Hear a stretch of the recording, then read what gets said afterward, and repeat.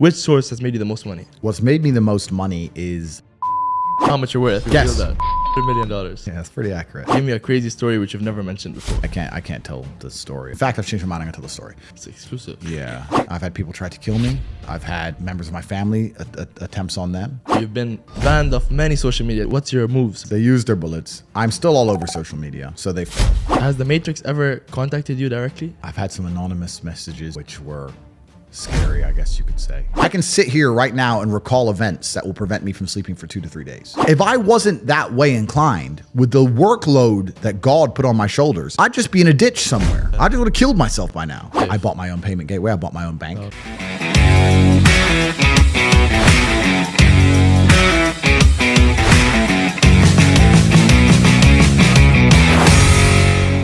Welcome back to the show, and thank you all for returning back to the channel where we talk about business, advice, happiness, and personal finance. Guys, in this podcast, it needs no introduction.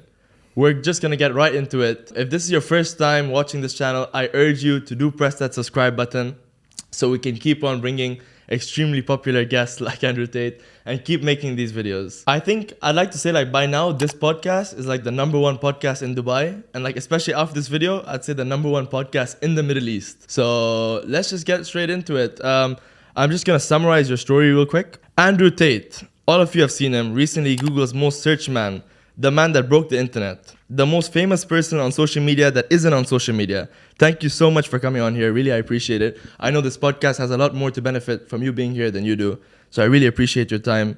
We're going to talk about everything, and this is going to be a good one. So usually we start by going through people's journeys. I'll just summarize it real quick, and then we can get into the details. From what I understand, your story, and you can correct me if I'm wrong, but basically, you were born in Washington. You were raised in Luton.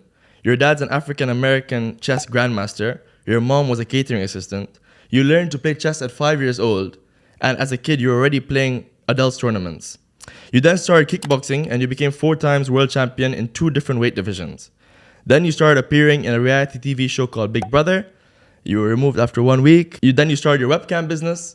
And after the webcam business, you simultaneously started the Hustlers University, which was like a course or like a university. And then you started your casino business after that. I get everything right?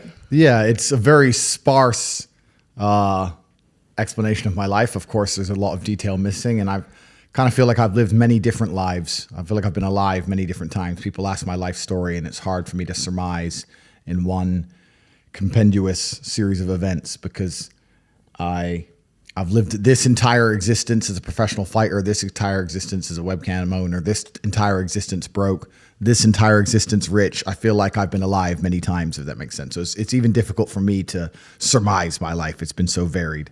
Yeah. But yeah, that's pretty accurate. That's pretty accurate. But now you're in Dubai. Yeah, you've been here for like a week or so. Yeah. How do you feel about being in Dubai? The best city on earth. It is. It's the city of the future. Yeah. It is.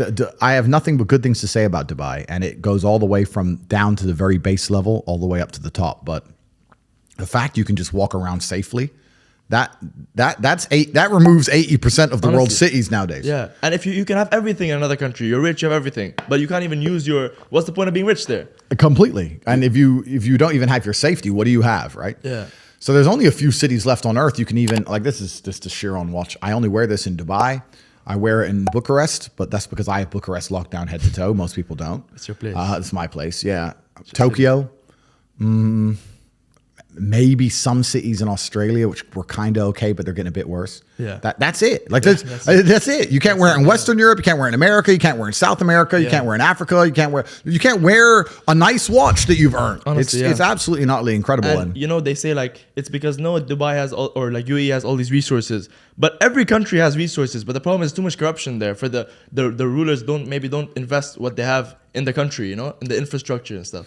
Yeah, so, the people will always make excuses, but you're completely right. There's a whole bunch of African nations with mass resource. More, maybe. Yeah, and there's a whole bunch of Western nations with a bunch of resource. But yeah, I think it comes down to the leadership and the vision of the leadership and the fact they truly care. Exactly. And that's different. And that's an argument that can be long and very, very detailed and interesting about the differences between a democracy and perhaps the ruling system Ruling here. system, You know, because a democracy, a lot of people get in, they have 3-4 years in power.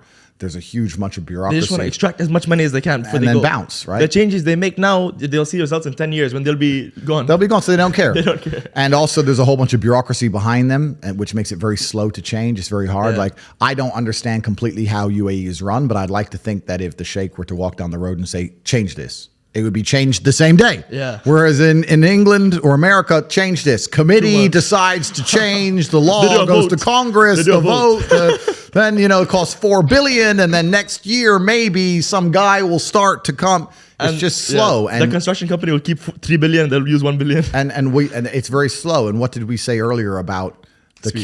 key? We said speed. We said that it's the fastest people who adopt the quickest change who are going to survive. And if that's going to be true, then I guess you can extrapolate it out and also apply it to a city or a country or a civilization. And the fact that Dubai is so adaptable and can adapt in real time means that it's basically the only city on the planet where no matter what happens in the world, they're always going to be the best possible position. I don't think that Dubai has any competition. I think it's seriously, genuinely the best city on earth. I think it's number one. Nice. So you talk a lot about purpose, and what is your thoughts as to, do you have like an exact answer as to why we are created as humans and why we are here? Like, what is the purpose of life? Why have we been given life? I think we're here to struggle and to learn. I don't think we're here to be happy. That's why when we keep going back to the happy argument, I've always found that kind of frustrating and annoying. Yeah. And someone goes, "Oh, but I want to be happy." Why? Why? Why do you want to sit there and laugh like you were happy your entire childhood? That's your happy days. You're allowed to be happy as a kid. Finished. It's all over now, right? You're a man. You have responsibilities. I think we're here to do important. Provide, protect, and we're also here to do important things. And important things are going to be difficult, and they're going to be hard, and you're going to get frustrated. But that's what gives you purpose. I don't see anyone who's chasing happiness. I think that's a very feminine frame. I understand why some women just want to be happy. I don't know how it feels to be a girl because I'm not one. But in my experience, I know women who just want to be happy. Yeah. Girls just want to have fun. Fine. But you're a man, right? And if you're a man, then it's absolutely an utterly different experience of life. I think we're here to struggle. I think we're here to endure pain. Yeah. I think we're here to just see how hard we are to kill. I think that going through terrible things and living through them and coming out the other side is one of the most fantastic things about being human. I think that it's almost like once you understand what life is really about, there's no emotion which isn't enjoyable. The only emotional state which can be seen as detrimental is feeling nothing at all. But if you're sitting at home and you're feeling truly heartbroken, at least you're feeling something, right? And I think that's the whole part of being human. I think we're here to struggle. I think we're here to go through pain. That's so I wake up each day and go, what can I attack? What problem can I solve? And look at history. Why did Genghis Khan wake up and want to conquer the whole world? Why did Napoleon conquer the world? Why did Alexander the Great conquer the world? You just wake up and just say, give me this, give me that. I want all of it. I need to, there's an army there. They're really big. We're better. It's intrinsic. Yeah. You need to go and conquer. That's the purpose of life. Yeah, but why do you think that we were created here to do you believe that God created us? So why did God create us to struggle? Like what is it? Because if you don't struggle, you don't learn. Yeah. God created us to learn and understand ourselves and understand other people and understand the world. And what did I say earlier? I said that you don't learn a lesson or you don't appreciate something without pain. So you have to struggle to learn anything. There's only two ways to learn things: the hard way or the harder way. If you're smart, you can learn the hard way.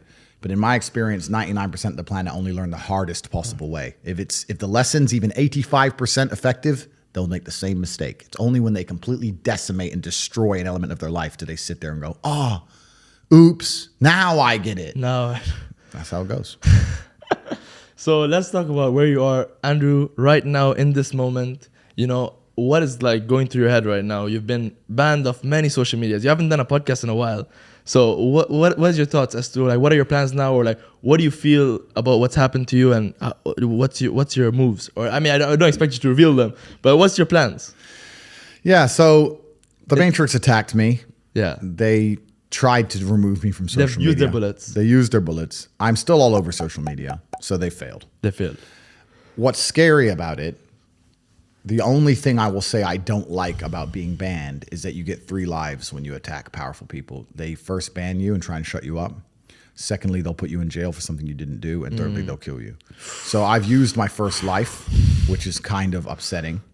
when you know that next is going to be some false charges. The two worst ones. Yeah, if you survive the false charges, you just die. Jesus. So that's kind of upsetting. But that's kind of upsetting. It is. I like to, it's kind of upsetting. I like to think that people at home know if I ever ended up in a jail cell and the media started printing why, that they'd know it's a pure lie they made it up. Yeah. But that's kind of scary. Outside of that, the ban in and of itself has not. I don't care, bro. It's made no difference to my life.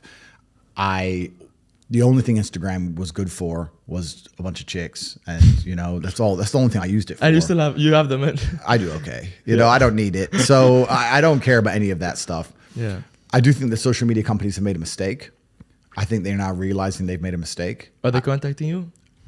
I can't say what's happening, but I do believe I will be reinstated. However, it's truly not that important at this time. If I had to martyr my social media accounts to show the world that everything I was saying was true about the Matrix, then it was worth it, right? Yeah. All they did was prove me completely and utterly right. Yeah, you've said it 100 times on different episodes. I'm going to be deleted. They're going to try to silence me. Yeah. I wish someone would make a compilation of all these clips because you said it like 100 times. Yep, I said it over and over again. They're going to remove me. They're going to ban me. They're going to...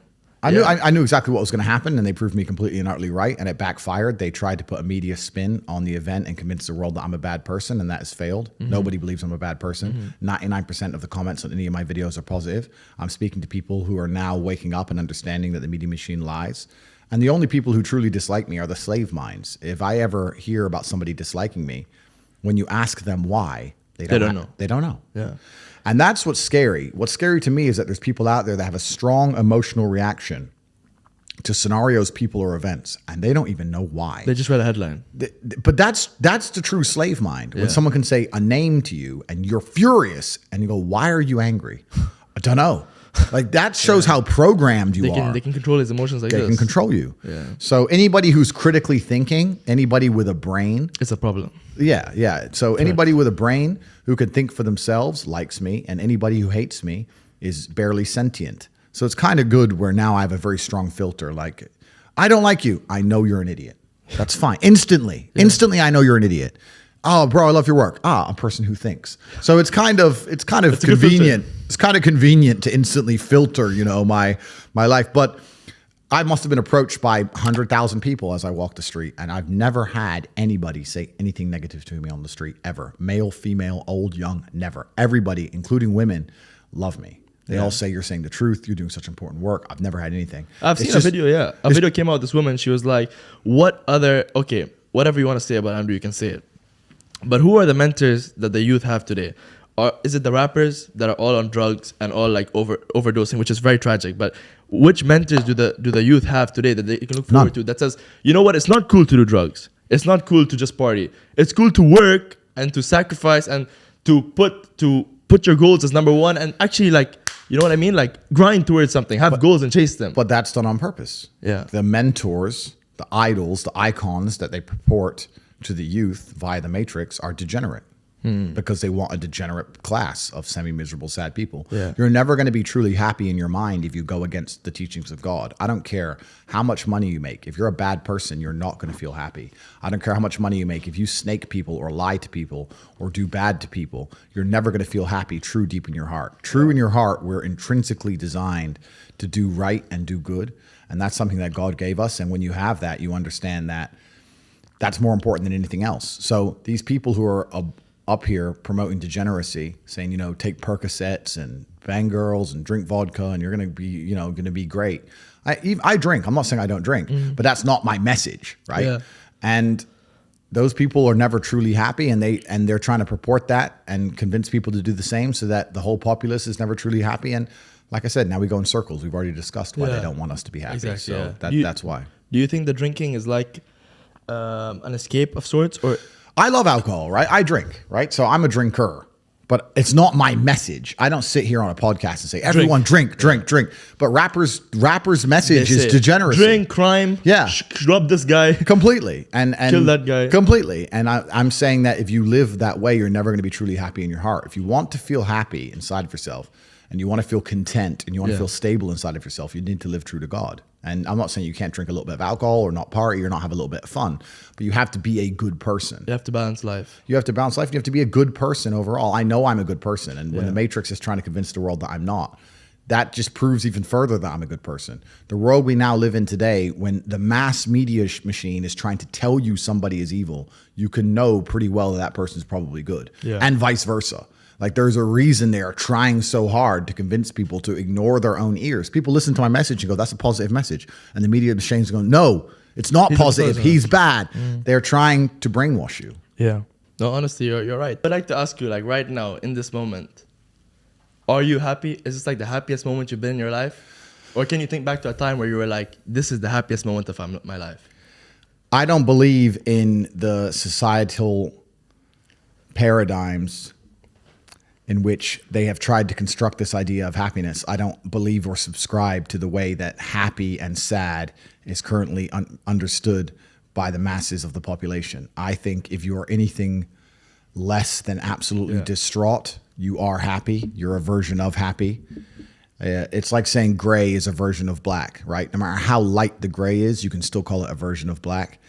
And unless you've gone through an event, which hopefully doesn't happen too often, like the passing of a family member or something that's truly destructive and detrimental to your mindset, besides these events, which hopefully only happen a few times in your life, you should be happy. If you're not crying or paralyzed in silence due to the absolute magnitude of a detrimental circumstance or the absolute magnitude of a negative event, then you are a version of happy. So I am always happy is the short answer. I don't believe in not being happy. I don't believe in not saying to myself I'm happy. I'm always a version of happy. And this idea of chasing happiness and always being concerned and preoccupied with how happy you are is actually the biggest mistake that a lot of people make, I think, in the world today. Especially men who wake up and go, oh, I don't really feel happy, so I need to get happier. And that's how they end up down a hedonistic path of drugs or alcohol or gambling, chasing pleasure. I don't care how I feel. I don't care if I feel happy or sad. It doesn't really affect what I do each day. I do the exact same things. I act the exact same way. I don't care. I don't put weight to the significance of the emotion. So I always consider myself a happy person, but if I woke up and I was slightly less happy one day than another, it wouldn't affect anything I do and I wouldn't put any relevance to it. I'm human and that's life. And so, am I any happier now that I have hundreds of millions of dollars than before I was broke? Not really, but I was never unhappy. I'm the same state that I was then that I am now. I have work to do and I will do it. It's as simple as that. Damn, very well put. No, but you're right. Definitely, I've heard like the chase for happiness, and the more you try to seek happiness, the more you enforce in yourself that you're not happy. Well, also, there's no light without dark, and there's no joy without pain. You can't have a rainbow without a little rain. Exactly. And no matter how hard you chase pleasure and happiness, there's going to be dips and troughs in between. There's going to be come downs and downtrends. And you're going to have the juxtaposition between that time you were laughing your head off and acting giddish like a child and the time that you feel depressed as such. And I think it's much better to just adopt a very disciplined, stoic mindset. I'm always the same base level of happy regardless. If I lost all of my money today, I would be the same happy. Mm-hmm. If my net worth quadrupled, I'd be the same happiness. As long as I'm alive, which is a struggle, unfortunately, in the current climate. But as long as I'm alive and the people I care about and love are alive, and as long as God gives me the honor of doing my duties and providing for the people I care about, as long as I get to wake up and know that there's a whole bunch of people in the world who need me and I get to work hard to please them and do good for society and good for the world, then I'm a vessel of God and I'm happy enough to survive. That's all I look at it as. I don't ever consider how do I feel. That doesn't cross my mind. I have things to do. I have things to do. You're too busy to think about that. I'm too busy. I have things to do every single day. I have very important things to do, and how I feel really is not going to affect how I complete those tasks. Right. And when I speak to men, they say I'm unhappy or I need to be happier. I think that's absolutely the wrong frame of life. You're a man. You have duty. You have honor. You have things you should be doing regardless of how you feel. And the people who are perma-obsessed with happiness or sadness, I just think it's the wrong paradigm to view the lens of life. I think you should get up and do what needs to be done. Yeah, man. You're a positive influence, man. I don't know what's all the stuff, man. You're just reinforcing positivity in people. I'm absolutely a positive influence, and that's the problem. The key word there is influence. The reason the Matrix has attacked me is because of that. It's because I am an influence. Yeah. And when they don't like influence. They don't like influence because I've not sold my soul. They don't control me. And normally when you become massively influential, they control you. You either sign a contract or you're a sponsor or you're a manager, a record label, whatever. They have some kind of leverage over you to make sure you only say what you are supposed to say. I'm an individual which they do not control. I have mass influence over the population of Earth. Yeah. And when you have somebody like me who is principled, who has morals, who believes in God, who will not sell their soul, will not promote degeneracy, who also has mass influence, they see me as a threat because they say, there are certain agendas which he will not promote because of his morality. Right. And we need immoral people who have sold their souls absolutely and completely. So they'll enforce the slave programming amongst the population. So they see me as a threat because of my mass influence. And me being positive in and of itself is also a threat to the establishment because they don't want people to be happy. They want you to be semi-depressed and sad and miserable because when you're sad, you're self-obsessed. And you're distracted. You're distracted and you're self-obsessed. When you're sad, you're sitting at home, me, me, me, me. It makes you very selfish. You don't care about your community when you're sad. You don't care about your country when you're sad. You don't care about the injustices of the world when you're sad. You don't care about trying to actually go and make the world a better place because you're too busy thinking about yourself. So they want you miserable, semi-depressed, sad, unhappy, so that you can sit at home and accept them doing whatever they want to the planet and other people without ever talking or standing up or doing the right thing. If you're happy and motivated, you're going to be far more likely to fight against injustices. So the fact that I have mass influence and I can just make people feel better is a threat to them. They don't want me to make people feel better. They talk about men's mental health and pretend to care, but when I come along and genuinely help and stop people from committing suicide, they delete me. They don't want that. They want everybody semi-depressed. They want you miserable. They want you distracted so that you're too busy crying your eyes out in a room somewhere or sitting in deep thought worrying about this girl who left you so they can just continue to run the world. Yeah, because if you're thinking about yourself, you're not thinking about the new rules that are going out or the new stuff that's going on. But you're not thinking about the work of the devil, which is what's happening right now. We're currently in a fight of good versus evil. It's genuinely that serious. This is whether it's the Bible or the Quran or any superhero movie, this is the battle of good versus evil. And anybody who's sitting who doesn't see that every armed conflict on the planet, the conflict for our minds, the way the Matrix is attempting to control us, this is genuinely a battle of God versus Satan. And if you think that you can just sit idly by while these two titans go to war and you're not going to end up caught up in the crossfire, then you're absolutely and utterly ignorant at best, a coward at worst, and I think it's most likely cowardice. We're in the middle of the greatest battle that humankind has ever faced, and unless people stand up and actually try and fight hard for good and for God, then we're going to end up in absolute tyrannical slavery. Yeah. You know, while you're talking right now, it's just making me think. The way you talk, it's like really articulate. It's like really intriguing, and you're well informed on many different topics. So were you always like this? And like, how did you build this? Like, did you read books or, you know what I mean? How did you become so well informed on everything? How did you talk so articulately? Good question. I don't read books. I'm actually famous for saying I've read one book in my life. In my adult life, I've read one book, and I was in a jail cell. So I had nothing else to do. So I don't read books. Which book was it? It was an awful book. I think it was called, I can't remember the name of it. I've told this story before and someone found it in the comments, but it was a terrible story about a UN negotiator, a woman who was in New York, and she had been fired from the UN because she made this big mistake. And then the UN needed her back because she was the best negotiator. Yeah. And they got her back, and they kept talking about, I wish I didn't make the big mistake. And for 2/3 of the book, it's like she's so good at her job, but what was this big mistake? And it turns out she was negotiating between two African warlord tribes, and she ended up sleeping with one of the warlords. Oh, and when you get this big revelation, you're like, oh, so you're just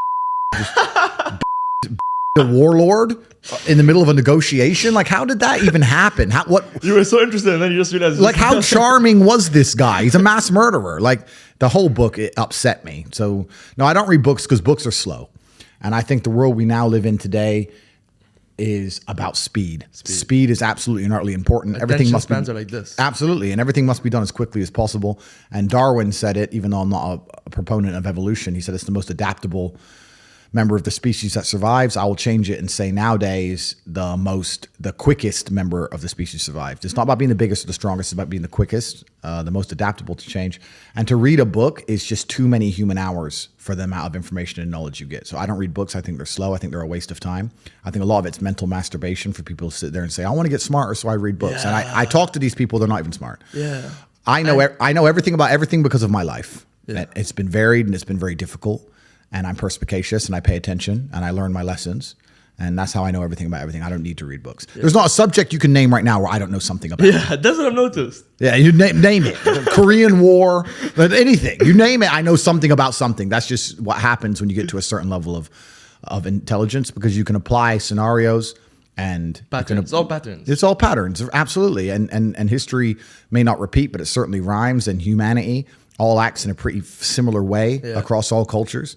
And once you get an X amount of knowledge in one place, you can basically apply it and extrapolate it out to anything. Anything, yeah. No, and you're right about the reading books thing. A lot of people, there's like this new, like basically they become like self-help junkies, where they're just trying to seek self-help books. And they think to themselves, like, I'm doing something productive because I'm reading a book. But actually, you have so much work that you could actually do to actually like implement what the book says. You know what I mean? Well, the thing is with reading a book is it's a reward without any risk. And this is why I think a lot of people are proponents of reading, and they say reading, because nothing can really go wrong besides wasting your time in life, of course, but they don't believe that. I am a much larger proponent of larger risks and larger rewards. If you want to learn about self-help, if you want to understand yourself and see what kind of man you really are and learn how to fight through adversity and learn how to get up when life's difficult and learn how to control your mind and learn how to struggle, then you can go to the boxing gym. And you can get your ass kicked. You do not need to read any books. Yeah. You need to get in the gym, walk in there and say, I'm going to fight the best fighter here every single day and not quit until you can eventually beat him. But most people are not man enough for that. So instead they'll read a self-help book and they'll sit there and try and talk to me about mindset.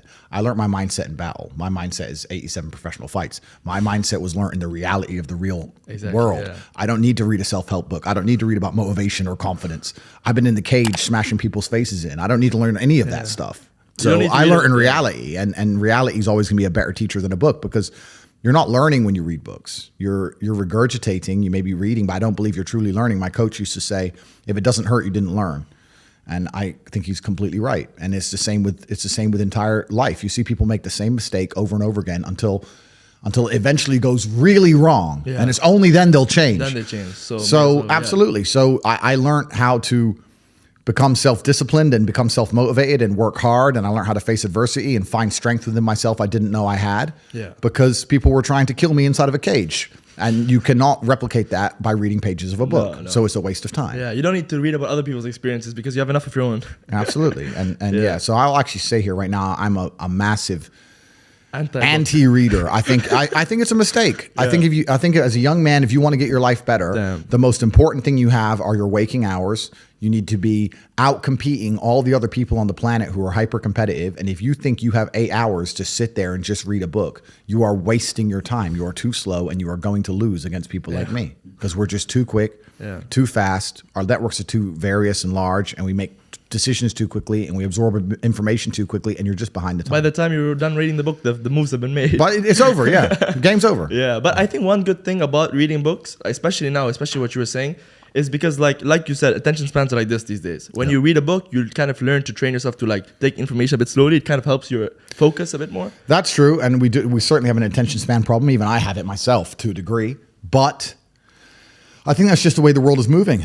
I think you need to get ADHD, and you need to learn to control it within certain paradigms. You need to be able to sit and say, yes, I struggle to focus on this one particular video, for example, but as a whole, I can keep my focus within the parameters of work, whether I'm watching this video and talking on Telegram and replying to this email and reading this. Just do it all at once. I mean, that's what I do. I've had people come into my office and say, are you on a phone call and playing chess and reading a web page at the same time? I'm like, yes. I'll be reading what I need to read and on the phone and at the same time playing chess.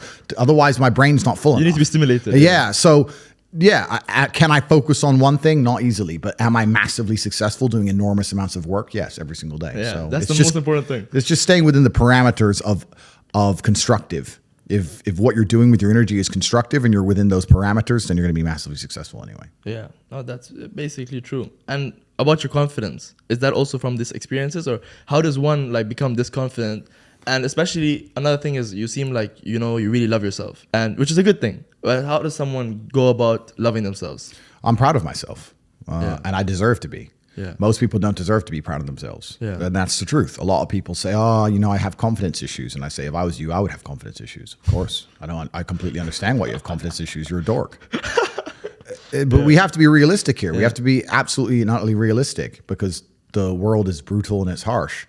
If you're not proud of yourself, you probably don't deserve to be proud of yourself, so you're not going to feel happy. And you just talked about confidence. Confidence comes from competence. The reason I'm confident is because I'm good at everything. Right. I'm good at everything I do. The things I'm not good at, I'm not confident in, of course. And I know what they are. I don't do them very often. I've now created my reality to the point where I don't do anything I'm not good at. You just hire. I either hire or I just don't want to do it. Like I don't play darts. Yeah. I'm not good at darts, right?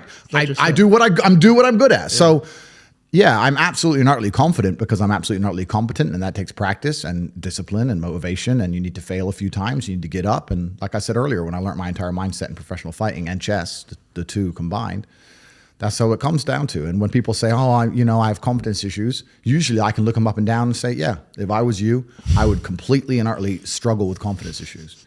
Because the world is competitive, and there's men like me on the planet and friends like mine on the planet, and you're competing against us for money, for girls, for status, for resource, and you're going to be destroyed and decimated the entire time. So of course you have confidence issues when you can be annihilated in real time by the competitor. Yeah.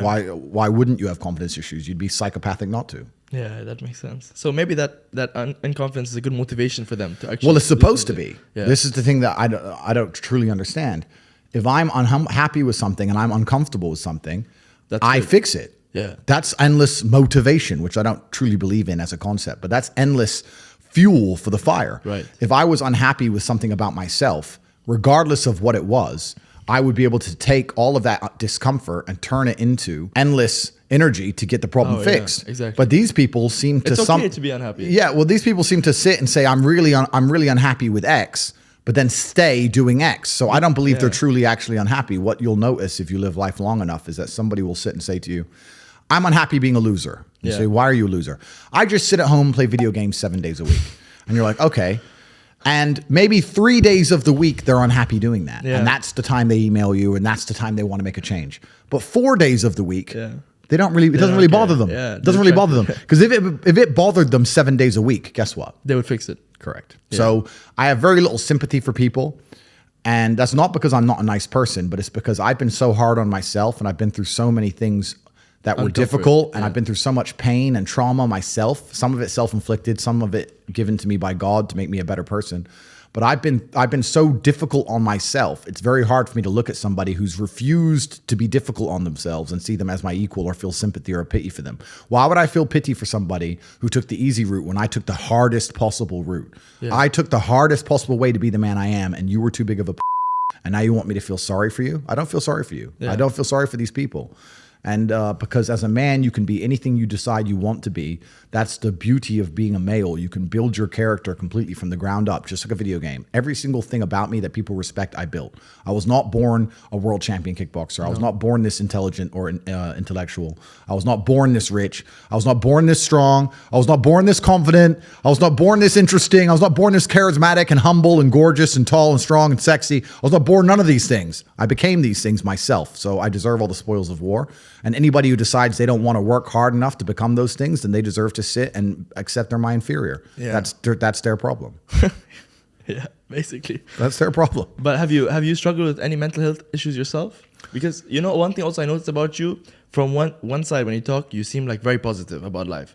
But I've seen clips of you where you say like sometimes I feel you say enjoy everything and, you know, always be happy. Or like always be like positive. But then in some parts of you say like, I was angry when I was broke. I had to get rich. Yeah. I needed to get rich. I was furious. I couldn't sleep when I was broke. And this is what we're talking about, being uncomfortable and how it can motivate you. When I didn't have enough money to buy whatever I wanted, I couldn't fall asleep at night because I understood there are people out there that did, and I didn't see them as better than me. And I thought, why are these people who I don't see as my superior living an experience that I can't live? And it bothered me to the point where I could not sleep. So yeah, that was real. When you talk about suffering mentally, I don't really consider that suffering. I have had a very painful life. I still think to a degree I do, but that's self-inflicted. But I can't imagine living any other way. I can't imagine living in this idea, this utopian, every day, just, girls, drink, hedonism. I don't want that. Yeah, it's degenerate. I think the only thing you can do that's not degenerate is usually be fighting a battle or solving a problem. Growth. Yeah, growth. Yeah, so you need to either fight a battle or solve a problem to avoid degeneracy, which means I'm constantly looking for them. I'm currently one of the largest battles a man can possibly take on. I'm taking on the Matrix, the most powerful people on the planet. Right, yeah. So, yeah, is my life difficult? Yeah. Am I complaining about that? No. In fact, I'd hate it for it to be any other way. Yeah. No, you're right, honestly. You talk about the Matrix a lot. Has the Matrix ever contacted you directly? Have you ever got any contact from them? Or you can't say? I've had a couple experiences which have certainly been strange. No way. Can you talk about it, or you prefer not to? I've had some invites to some strange places with some strange people. I've had some anonymous messages which I verified to be true, which were scary, I guess you could say. I've definitely been contacted by the Matrix in and of itself. But initially, when they speak to you, they try to make you change sides. Mm-hmm. They try to switch you. Well, they try and get a degree of leverage over you, or they try and bribe you, or they try and get you to sell your soul. Yeah. So they'll try and invite you to a party where you do some degeneracy and they get it on video, or they try and get a threat against you and try and blackmail you, or they try and offer you a whole ton of money for this contract, but you have to be careful what you say now, and you have to. They try very hard initially to get you without violence. Yeah, without violence. They try with degeneracy. That's what they try, and that's distractions. Yeah, well, most people's hearts and souls can be bought. So when they can print unlimited money, why would they go the route of violence? They can just print unlimited money and give it to somebody and own them. Yeah. But when you're like me and you don't care about money, and you also have morals as a person, I am their threat. They can't buy me. And they've tried, and they can't convince me with a little bit either, or a lot. They can't. I'd rather go without. Thank you very much, sir. Thank you. So they can't. I'm good. Yeah, I'm good. So, and that frustrates them because 99% of men in my position start chasing girls, chasing money, and then you end up controlled. Yeah, but I think that maybe a lot of that mindset that you have now is because you've already got the money, you've already got the woman. But do you think that in the earlier stages, when you were really trying to chase the money, that this could have tempted you, or they could have maybe helped? Yeah, I don't think I could have. I don't think I've ever would have sold my soul because I have a baseline morality. However, yeah, you're right. I do live in abundance, so it's easy for me to say no. But greed is real, and humans are all naturally greedy. No matter how much you have, you want more, right? Yeah. If someone comes along now and offers me $200-300 million, you're still going to sit and think, that would be nice, right? But in fact, the more you want, the more you have, the more you want. But this is where we talk about morality, and we were talking about Dubai, and we're talking about religion. Let's even talk about Islam. That's the reason I have so much respect for Islam as a whole, because I have so much respect for it because they have a baseline morality. We're here in Dubai. You could walk outside and find a poor construction worker who just moved here, who's earning, I don't know, no money, can barely afford to eat, and offer him $1 million to denounce the Prophet. He won't do it. No way. He'll never do it. He'll never do it. Whereas in the West, if you were to go and find a Christian, $1. Yeah, it doesn't mean anything, right? So it's that baseline morality that they can't corrupt, that they're afraid of. It's why they're afraid of Islam. It's why they're afraid of me. It's why they're afraid of people who sit and say there is more to life and existence in this and the next than simply degeneracy or being bought and owned. And I feel like Islam, the way they talk about Islam, it's kind of like you see the patterns. Whenever there's a force that's trying to change people, they'll try to put labels on it. The literal name Islam comes like salam. It means peace. Yeah. But they'll try to put these labels on it because they don't like Islam. Yeah, they don't like anything they can't completely and utterly control. Yeah, and Muslims are uncontrollable. Well, yeah, they have a higher purpose and a higher calling. I do think a lot of the world's problems, especially in the West, with the absolute degeneracy and the work of, what do you say, shaitan? Shaitan, yeah. The work of shaitan. Shaitan. It could be fixed with Islam. Honestly, I call for the Islamification of all Western countries because Christianity has absolutely and utterly failed. The idea of a religion is to preserve the morality and preserve the traditions of a country. Exactly. If you have failed to do that, then you're no longer a religion. If you're going to sit there and inside of your own country, your prophets are mocked, all of your ideals are ignored. And it's okay. And it doesn't matter. Yeah. And society is degenerating in real time, and your children are no longer safe from brainwashing by the Matrix, then your religion in and of itself as a concept has failed. Christianity has failed to preserve Christian values on any level in any country ever. So when now that you know it's a failed religion, that only leaves one religion left in which you can install. Degeneracy will disappear. Yeah. Crime will disappear. Men and women will stay families again. People will have children. People all work the world's hard. problems will be fixed. They'll chase their goals. Absolutely. I call for the Islamification of the entire Western world, because otherwise we have atheistic countries. And when you remove religion, now what do you have? People are now adhering to woke ideology and this new insane religion. Everybody has a religion. If you remove Christianity from the West, you don't have atheists. You now have these people adhering to this woke, new world, liberal psychopathy where people are doing absolutely insane and disgusting things to each other and children. And they're sitting there saying that that's progressive somehow. And it's absolutely and utterly disgusting. So if we need a God to believe in to preserve morality and decency amongst humanity, then let's have a God that people actually fear and respect. And that's why Islam's the only religion left on the planet. There's no other religion you can possibly name that even matters. Khalas, now we have to make your name like Ibrahim Tate or something. Let's do it. So have you actually like taken Shahada, become Muslim? Ashhadu an la ilaha illallah. Yeah. You want to do it on the podcast? That's it's an interesting conversation, and it's ongoing. Let's put it there. Yeah. No, it's a slow journey, you know? Yeah. Well, eventually. Yeah. You're coming. Let's put it there. All right. Okay. Let's talk about money. One of my favorite subjects. Yeah. All right. You have a lot of sources of income. Yeah. Which source has made you the most money? What's made me the most money is the War Room. The War Room is a private members organization that I run. So when I first got This is interesting. When I got extremely wealthy, I wanted to know where I kind of felt like I'd gone to outer space expecting to see aliens, and I got there and there were none. No aliens. I was like, where is everybody? Okay, I'm rich, but I expected once I became rich to meet other men who were rich, focused, intelligent, had their dating lives in order, their physical health in order, their finances in order, their connections in order.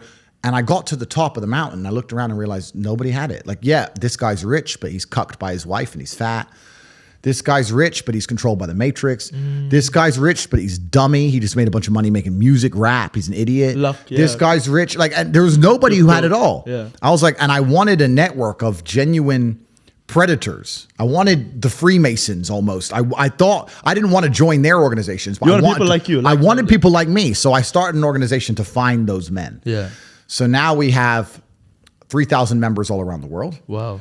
A lot of them are very, very wealthy. A lot of them aren't. We have people who join who are 18-year-old brokies with nothing. That's fine. They spent all their money on joining. That's fine, yeah. Because if you're prepared to listen and learn, then you're in the right place. If you spend all of your time sitting around people who talk about how to become powerful and influential and rich, you're just guess what you're going to end up being? Yeah. Powerful, influential, and rich. So now I have the greatest network on the face of the planet. And when I say it's maybe the most money, it's not because of the membership fee. The membership fee is very low. It's cheap. It's because of the opportunities and connections inside of the War Room. And that's why I am ultra competitive, and that's why nobody will ever beat me. If you're an individual and you wake up and think, I want to make my life better, and you spend 8 hours reading a book, that's fine. When I wake up to maybe 25 messages from some of the most influential and rich people on the planet that you've never heard of, telling me, buy this now. This is an opportunity to make money on the Russian ruble. This is an opportunity to make money British here. pound, This is an opportunity to make money on this land. This is what's going down in Iraq. Here we have an opportunity in Nairobi. And I'm sitting there going, okay. And I have got all this curated information and genuine opportunities in real time presented to me. And within 15 minutes, I've made a $5 million investment. Yeah. You're on page 1. You're still reading your book. The introduction. You're still reading. You're still reading the introduction. And this is why, against people like me and my network and the other people inside the War Room, you will always lose. Yeah. So the War Room's maybe the most money, but not because of membership fees or anything like that, because of the genuine connections and opportunities inside of the War Room. And we're just free minds. Anybody who listens to what I say and agrees with it and likes it should understand that you are the sum of the 5 people you spend the most time with. 100%. And if you know 100%. That, then you need to make sure you're not spending time with anybody you don't want to be. So people who join the War Room, they join and they want to become professional. They want to become absolutely not really professional. And like I said, we have extremely seasoned and experienced and successful men, but we also have people joining saying with nothing, but they're humble enough to learn. I come here, I'm young, I don't have any money, or I'm old, I have a little bit of money, or whatever it is, but I am here to learn and absorb. I want to commit. I want to commit. And if you learn and absorb and you're in the right place, then you can do fantastically well. So the War Room, I mean, with the War Room network now, I could never be broke ever again. It's impossible for me to ever go poor. I have access to billions of dollars I could loan from these men because I know they could trust me if they wanted to. I have a place I can sleep in 3,000 different locations around the world in big mansions. If I needed a Lambo, they'd send it to me. If I needed a visa for a country that you can't get a visa for, someone there will have a business to give me an LLC, to give me a visa via their business. If I need a jet, it comes. If I need information on anything, if I need to do a money transfer to Afghanistan, which if anyone's tried, they know how difficult that is. I got a guy who fixes that. Are you good? It's all there. It's everything. So whenever I have any problem in my life, no matter what it is, I go to the war room. And in fact, I'll prove the power of the war room right now. I became the most Googled man on the planet. Yes. I hacked every single social media algorithm to a way which people are sitting there trying to work out how I did it, and they can't work out exactly how it's done. The war room did that. I went to them and said, I've decided to go overt as opposed to being underground. I want to go overt and break mainstream. And 4 months later, I was the most Googled man on the planet. The war room did that. Of course. There's not many organizations on the planet that can do something like that. No, none. So when you have something that powerful, I created it because I wish it existed. That's what I was looking for when I got rich, and it didn't exist. So I created it myself. Yeah. And it's also, and I'll say this now, for any young man or any man who's serious about his journey or serious about himself, it's the most important place you can be. You're going to learn absolutely everything about the realities of Earth. Do not waste your time in some university. Do not waste your time reading books. Do not waste your time on YouTube watching some dork talk about Amazon FBA. Don't be an idiot. Join the war room and you'll learn. And there's a spiritual journey involved as well. But every single person who joins the war room ends up being an absolute consummate professional, and that's the most profitable enterprise. How do you join? At cobratate.com, there's details. It's on my website. You go to cobratate.com. And it'll explain what the war room is, how we work. We have meetings all around the world. We have meetups. In fact, we just had a meetup 3 days ago, impromptu. Usually they're planned in advance, but I had to talk to some guys and we sent a message 36 hours in advance. And we all went, I had to talk to everybody, no phones. So there was no phones and we didn't want to be bugged. So we went out to the desert here in Dubai. And in 36 hours, I think we got 35 men from around the world landed. But we went to the desert, all with the black Escalades. It's all filmed and stuff. Yeah. That was insane. So I never saw that many black Escalades. It's a powerful network, and we're absolutely and utterly extremely wealthy. We don't break any laws. Yeah. So for the FBI, the NSA, whoever's listening, we don't break any laws. Yeah. We're law-abiding people who are very perspicacious and pay a lot of attention and are Just very dedicated. Grow. And we make sure that we look after ourselves and each other and our brotherhood. And we're trying to create a better world for the people we care about. And that's how we work. All right. So I feel like one of the ways that you became so popular was by people resharing your videos. Yeah. And I think a lot of I'd say personally, I'd say a lot of the reason why they would reshare those videos is because they wanted to make some money, via affiliate marketing from Hustlers University. Yeah. So now, does Hustlers University still exist? And because I know you're banned off Stripe, or do you use another payment gateway now, or like? Yeah. So Hustlers University was attacked by the Matrix when they attacked me. I heard Tristan said it's off now. No. So I'll tell you the story. So Hustlers University, firstly, let me explain to the people at home if they don't know what it is. Yeah. I had a school which primarily taught people how to make money online. Okay. The reason I had that school was so that everybody could afford the war room. So people would come to me and say, I want to be in the war room, but I can't afford it. So I say, okay, I'll teach you how to make the money to afford it. Nice and simple system. Yeah. So that way I can save anybody. I can save anyone who's inside the Matrix. I can free anybody's mind. You can come to me. Yes, 2 steps, right? So it's $50 a month. Nice and cheap. And we taught modern wealth creation methods. We had some crypto, some stock. We had an affiliate program. We had 18 different ways to make money online. And you had to have nothing to start with. If you had internet and some time, you could make money. So we got up to 175,000 students. That's your largest amount you've made in one month. That's 175,000 students was the peak. We got up to 175,000 students at $50 a month. So it was a fairly profitable enterprise. Yeah. I was like, what? I don't know, 11, 12 million a month or something. So we were doing well, but a lot of that money was obviously reinvested in the teaching, the professors, to school. Like we were building the largest online educational platform on the planet. What's interesting is anybody with a brain can sit here and understand that attracting 175,000 people to the school is easy. What's hard is retaining. And the fact that I retained that many people means that there's 175,000 people in the world who are making more money each month than they invested. Even if they invested $50 and only made $300 or $400, they were still making more than they invested. The ROI is huge. Yeah. No other university or school or educational platform is going to give you that ROI. That's still a crazy percentage. It's absolutely. So we were massively successful. And when the Matrix attacked me and insulted my character, they decided to also attack Hustlers University because they saw how successful it was. And a lot of the reviews made about it, people attacking it, they never even joined. Yeah. They just go and do a review and say, Hustle University is a scam because Andrew Tate's a bad guy. Yeah. And they never even joined, right? Or they join and be inside for 10 to 15 minutes, scroll around, not go to any of the, not speak to the professor, not watch any of the long format videos, not try any of the things we said, and then say, do a negative review because they wanted clicks and they understood the matrix was, at the time, the algorithm was favoring anyone who made a negative video about me. If you made a negative video about Andrew Tate, you got millions and millions of views. So they just started making up reasons saying the Hustle University is a scam and it's bad and it's detrimental. You're right. Our payment processing was removed and they also attacked the servers of HU because they were matrix-owned organizations. But HU is not dead. We are still open. Okay. We're still thriving. We still have students inside. We have changed our payment gateway to one that I now fully own. Oh, okay. So I bought my own payment gateway. I bought my own bank. Oh, okay.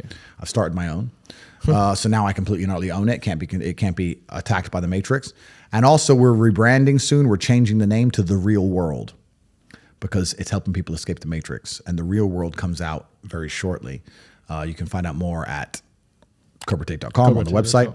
Everyone who's in Hustle University will automatically move over to The Real World for free. And then any other people want to join The Real World, the price is going to be going up slightly because now that we control all of our own infrastructure, we can teach things we couldn't teach before. Okay. Because we have all of our own infrastructure. So we're going to have the same 18 wealth creation methods from before plus new ones that we couldn't teach on matrix-owned infrastructure. So they attacked it. They attempted to destroy it, just like they attempted to destroy me, and they have failed. They failed because if you're a person who's joined a school for $50 a month and you're making hundreds of dollars a month, are you going to quit because some idiot made a bad review? No, of course you're not. Of course not. So we're massively successful because we are competent, and we have zero competition in the world. We're the only school you can join, and the only goal is to make money. The primary goal is make money. We're not trying to make you sit there and do exams for qualification. Make money, and you'll make more money than you spend. It's a very simple mathematical equation.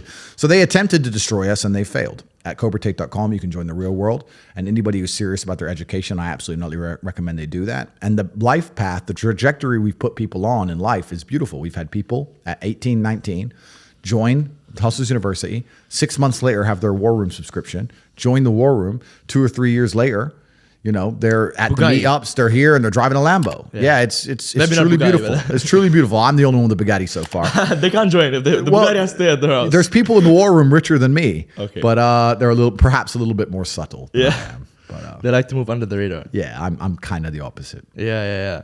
So we were talking about people who got rich relatively quickly. A lot of those people are people who are into crypto. Yep.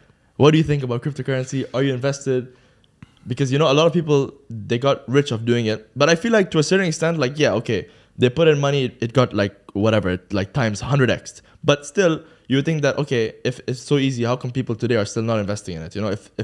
So I don't know. What do you think about cryptocurrency? Yeah, so I'm a proponent of crypto. I do use crypto, Bitcoin, ETH, the big ones. Okay. I think that chasing crypto pumps is now over. The bull run's over. The stupid money is gone. Most people don't understand about crypto that it's person versus person.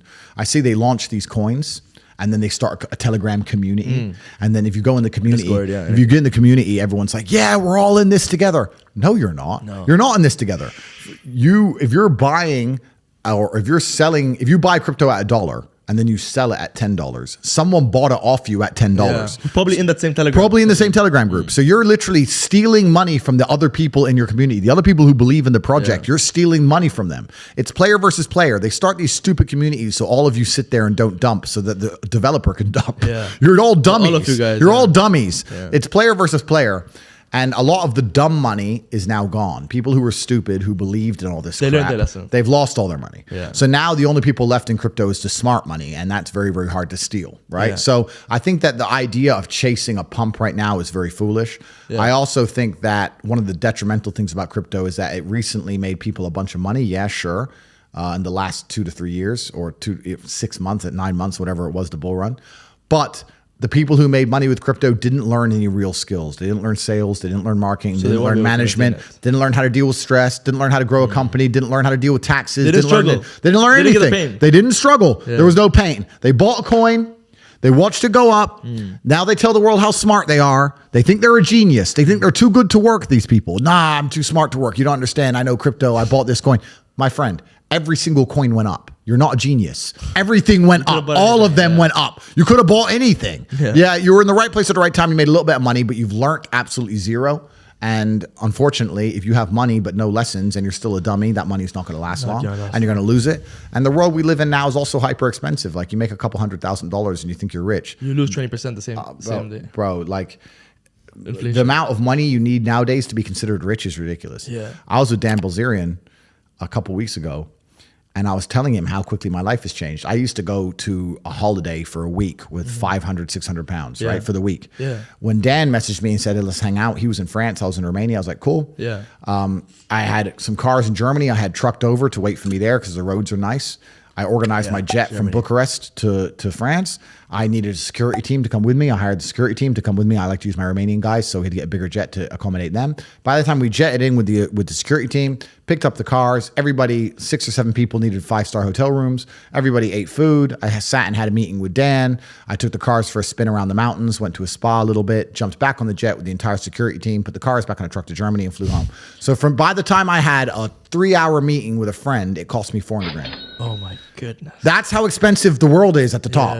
So when you're sitting there and you've made 200 grand on a crypto pump, and you think, oh yeah, I'm rich. You are a brokey, and you haven't even learned any lessons. You're a dummy. So I think crypto's bad for kids because it has a whole bunch of kids out here thinking they don't need to work hard. They don't need to dedicate themselves. They don't need to learn important lessons. They can just chase a pump and win the lottery, and it ain't going to happen. That's whether you lose all their money. So that's the bad thing about crypto. And that's why I'll sit here right now and do a plug and say, join the real world instead, and join Hustlers University instead, and learn real lessons that you can apply to anything. So you'll never be broke, and have a real network like the War Room. So you can never be broke. It doesn't matter if Bitcoin goes to $1 million or zero. I'll make money either way.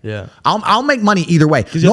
Because I have skills, and not by day trading, not by that. I'm just going to know things other people don't know before they know them. I'm just going to have opportunities identified and presented to me before other people have them. And it doesn't matter if Bitcoin goes down to zero or it goes up to $10 million a coin. Either way, I'm going to make insanely large sums of money because of my network and because I'm respected and because I know important people. And that's the problem with these crypto kids. They have none of that. Yeah. So I have a question.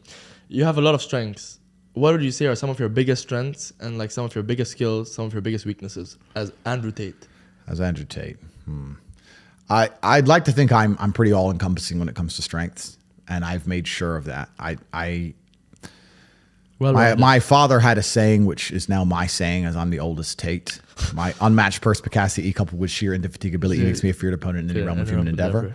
And I stand by that. I do like to believe I'm a feared opponent in any realm of human endeavor. If someone were to come up to you and say, you have to have a skateboarding competition, but don't worry, the guy you're skateboarding against can't skateboard. You'd be like, cool. And then I turned up. Part of you would be like, shit. Even I can't even skateboard. But part of you would be like, Tate. Tate, this guy. Yeah, not this guy. You know, I'm just that guy. He's pretty good. I'm just that guy I'm just good at stuff. Yeah. And nobody wants to compete against me at anything. So I'm good at everything. My weaknesses, I've strongly analyzed my weaknesses. In fact, I've sat around with friends of mine and with people who I care about dearly and who care about me back and said, if I had to hurt me, how would I do it? If I decided to do damage to me in my life, how would I do it? Where are my weaknesses? It's been analyzed and talked about and discussed at length. Because you need to do that reflection on yourself. You have to know. Most people don't do that. No. Most people don't say, if someone wanted to ruin my life, how would they ruin it? Yeah. So I know all of my weaknesses. I know all my weak points. Obviously, I defend and guard them the best you can, but obviously not everything can be completely defended and guarded. I know what they are. I'm not going to advertise them to the feral psychopaths of Earth. Okay. But I think in terms of how difficult a target on Earth is, I'm certainly one of the top hardest people on Earth to damage, whether emotionally, psychologically, physically, etc. I'm extremely difficult to damage because I live a reality in which I'm very conscious of these things, paranoid perhaps, and I'm hard to get to. Most men, you can just steal his girlfriend. Most men, you just steal his chick. You steal his chick or just run up on him when he goes to the chicken chip shop. And most men are so easy to hurt. Most men you can just lie about in the media, matrix attack them, and they'll have a mental breakdown. Most men are so absolutely and utterly mentally weak. They'll say sorry. They'll cry. I did none of that stuff, right? Most men, you can just message his girl. You can just get a famous guy with a blue tick to message his girl, and bam. Before you know it, she's in his bed talking about how that man. Like most men are absolutely not easy to hurt. They're controlled by all their emotions. Completely. But how do you detach yourself from your emotions? It's not about detaching yourself from your emotions. I feel every single emotion. It's just about So let using it them. go. It's using them all in a positive direction. Yeah. If I feel extremely happy and excited, I'm going to use that as motivation or energy to do amazing things and do good and work hard. If I feel absolutely depressed and distraught, I'm going to use that as endless energy and motivation to do amazing things and work hard. It doesn't matter what you give me. Energy cannot be destroyed. It can only be converted and transferred. It doesn't matter what fuel you give me. If you give me diesel, petrol, kerosene, vodka, doesn't matter what you put inside of my engine. Hard work is going to come out. Absolutely. Success. That's all I know how to do. Yeah. That's all I know how to do. It doesn't matter what fuel you put in my engine. My engine only knows how to do one thing, and that is succeed. That's all I know how to do. Yeah. So it doesn't matter what you feed me with. I'm going to be massively successful regardless. Yeah. Doesn't change anything. Yeah. What's the exact definition of top G? Top G, top striker. Yeah. A top G is a man. I want to put it in the dictionary. Yeah, that's a good idea. A top G is a man of impeccable perspicacity and sheer indefatigability who is a feared opponent. In any realm of human endeavor. Correct. That's a top G. That's a top G. The first one was your dad. He was the original top G, the OG. OG. Yeah, and I am now the oldest Tate. I have the same name as him. So Emery Andrew Tate II is gone. Emery Andrew Tate III is here. And there'll be a day when Emery Andrew Tate IV is fighting the Matrix. This is the beauty of life. I have This a question. destiny and lineage. It's a bit sensitive, but I mean, I heard in a video you spoke about it during the time of your father, God rest his soul, his funeral. Yep. You I think at that time you had some work going on. Yep. And maybe you could relay that story and Yep. Yeah, so I missed my father's funeral because I just moved to Romania. I had just invested every single penny I had in this enterprise. I was now the oldest man alive in the Tate family. I had to look after my mother and my siblings and take care of people. I had to make a choice. Do I fly back to America and spend money and time and go to this funeral and, waste a few weeks? Or do I sit here and just focus on this enterprise and make sure that it cannot fail? And we talked earlier about speed. Most people go, it's only 2 weeks. It's only a week. It's only a week. The people who say it's only a week are the people who are broke. they don't value time. That's the reason you're all poor, because you say it's only a week. So, it's tomorrow. Oh, I'll do it later. It's only an hour. It's only a day. It's only a minute. You are competing against people like me. We do not waste a second. So I had to make a decision. And I decided that as the oldest man in the family, it's more important that I achieved financial stability for all of us than to go and pay respects to my father and his funeral, because I paid respect to him every single day of his life. And I pay respect to his memory every single day now. And I pay respect to him by being monumentally successful. The reason my father is talked about and discussed at length is because of the absolutely amazing son I've become. Yeah. I am keeping him alive forever by working so hard, by becoming so unique and individual and fantastic and humble. The world asks me about my upbringings, and then my father's memory is kept alive. So I know I made the right decision, and I know he's happy with the decision I made. Yeah. A lot of people would have gotten emotional and decided, I had to go to the funeral and had a breakdown and went to the funeral and been sad, et cetera, et cetera. And you did what your dad thought I did what I was taught to do, which is perform. Yeah. That's what I was taught to do. I was upset, obviously. I was sad, obviously. I was heartbroken, of course. But I took all of that energy and I worked harder than I've ever worked. I worked 22-hour days for months because I couldn't sleep. Yeah. And I became one of the most successful people on the planet. Would you say that's how you get over a tragic loss like that? I think that any emotion you feel should be converted into positive influence. Yeah, you should do good things with any emotion you feel. I can't. What else are you going to do with it? And this is a genuine question. Yeah. What else? If let's say your wife breaks your heart, if you're not going to work, you can't sleep anymore. You're upset. She's running around with a new dude. You see her Instagram story. She got some new guy. You're furious and you're angry and you're jealous and you're bitter. You have all of this inside of you, but you're not going to go to the gym and work hard and become so fantastically in shape and so rich and so powerful that no girl ever leaves you again. You're not going to do that. No. What are you going to do with it? Text her? Try and explain to her? She doesn't care. Like you can write the most perfect English. You can write the most beautiful words ever constructed. Forget Shakespeare. You can do. It doesn't matter. She doesn't care. She just doesn't care. She's distracted. She forgot about you. She forgot about you. So what are you going to do with all of that inside of you if it's not positive? Well, it's going to consume you, and you're going to end up self-destructive, or you're going to embarrass yourself, or you can take all of that and put yourself in a position where it never happens to you again. Yeah. Those are the choices. So What's the most intelligent choice to make? Yeah. You know, I don't understand how many humans function in the world today. I don't get people who don't think like me. I don't understand it. I'm like, well, then how have you survived this long? Life is hard. Life is difficult. Maybe I've just been unlucky, which I don't believe in, but I've had so much trauma and bad events and negativity and stress and all these things that have happened to me. And I've used all of it to be monumentally successful. If I wasn't that way inclined with the workload that God put on my shoulders, I'd just be in a ditch somewhere. Yeah. I just would have killed myself by now. Yeah. Like, I don't understand how people are functioning. If you're not thinking like me and you're going through life with any other mindset, you've been extremely fortunate that God smiled on you and allowed you to sit around most of the time doing jack shit, and you have yet to be punished for that. Yeah. I could never have lived that life. If I was a bit lazy or a bit, or I was a bit of a snake, or if I lied to people, I'd be dead by now. Yeah. Like, so a lot of these people are just absolutely and utterly blessed by God that they managed to go through life with such a non-competitive mindset and they're still breathing. Like, yeah. I don't understand how people can think any other way. Yeah. I've spoken to dudes and like, yeah, I had a bad couple months. Why? Oh, my girl left me. You've wasted months? You've wasted months over some. Like, you had think of how much God loves you to have given you the grace and given you the opportunity to waste months of human time over some chick. Like, talk about blessed head to toe. If I waste months, empires are going to collapse. I'm going to end up in a cell or dead if I waste months. I have things to do every single day. I can't waste a second. Yeah. Like, these people are just absolutely infinitely blessed. And their mindset is a product of that because they're spoiled children. Absolutely spoiled children. If you're going through life with any other mindset besides a hyper competitive one, where you're capable of competing with some of the most dangerous men on the planet in all their forms, me and my network, and also my competitors. If you don't have that mindset, then you have to understand that you are spoiled. Yeah. You're spoiled by your reality because there's a whole bunch of people out here daily who fail. There are men out here who fail daily and they have yet to feel the true consequence for it. They fail to go to the gym when they know they should have gone to the gym. They fail because they forgot their keys and it took them 10 minutes to find them.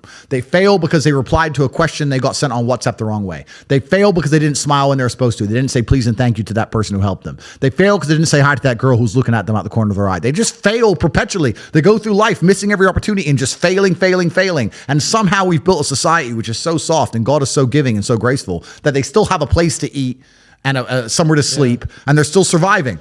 That shows how nice God is. Yeah. Because before this society, truthfully, if you were that level of failure, you would be dead. Survival of the fittest. It's survival of the fittest. And none of these men out here are fit. No. Their mindset isn't fit. Their reality isn't fit. They're failures. They're failures. Yeah. And they're just failing every single day. And they'll go, oh, but you know what? Tomorrow I'll go to the gym. Yeah. You've been failing your whole life. That's all you've done is fail. And then you sit and wonder why people like me absolutely and utterly outcompete you. It is so easy to become a top tier male in the world today because the competition is so ridiculously low. There are 2% killers like me and everybody else is amateur. Head to toe amateur. They can't even pay attention to anything. They can't try at anything. They're amateurs. And it's really mind-blowing to me because I've tried with all of my computational power to imagine having a mindset different to mine. And I just can't see a reality worth having. I can't see a reality worth living. I can't see how you're going to build a life worth experiencing if you have any other mindset. I can't see it. Yeah.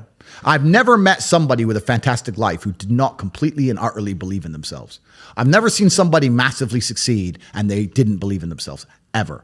I've never seen somebody who just allows life to happen to them and become blown off course by some sadness, end up doing massively monumental and important things. I've never seen it. It's never happened. It does, and it's never going to happen because it's competitor. It's like crypto. It's player versus player. Right. And there's people like me out here. So when that breaks your heart and you take a few months off and she ends up on my jet and I get rid of her and I don't give a shit. It was because you never took those months off. You were always working.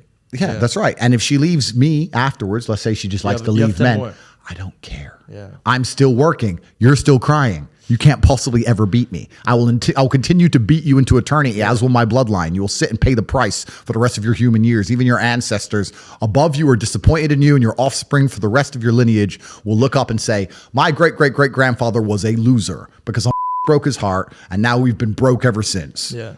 That's the reality. But you know what's crazy? Because I feel like your life, the way when you talk about it, it's so much struggle. It's so much hardship. but still you consider yourself the most luckiest person. I'm absolutely the luckiest man on the planet. Because still now you still have a lot of hardship. You're getting hit from this direction, from that direction.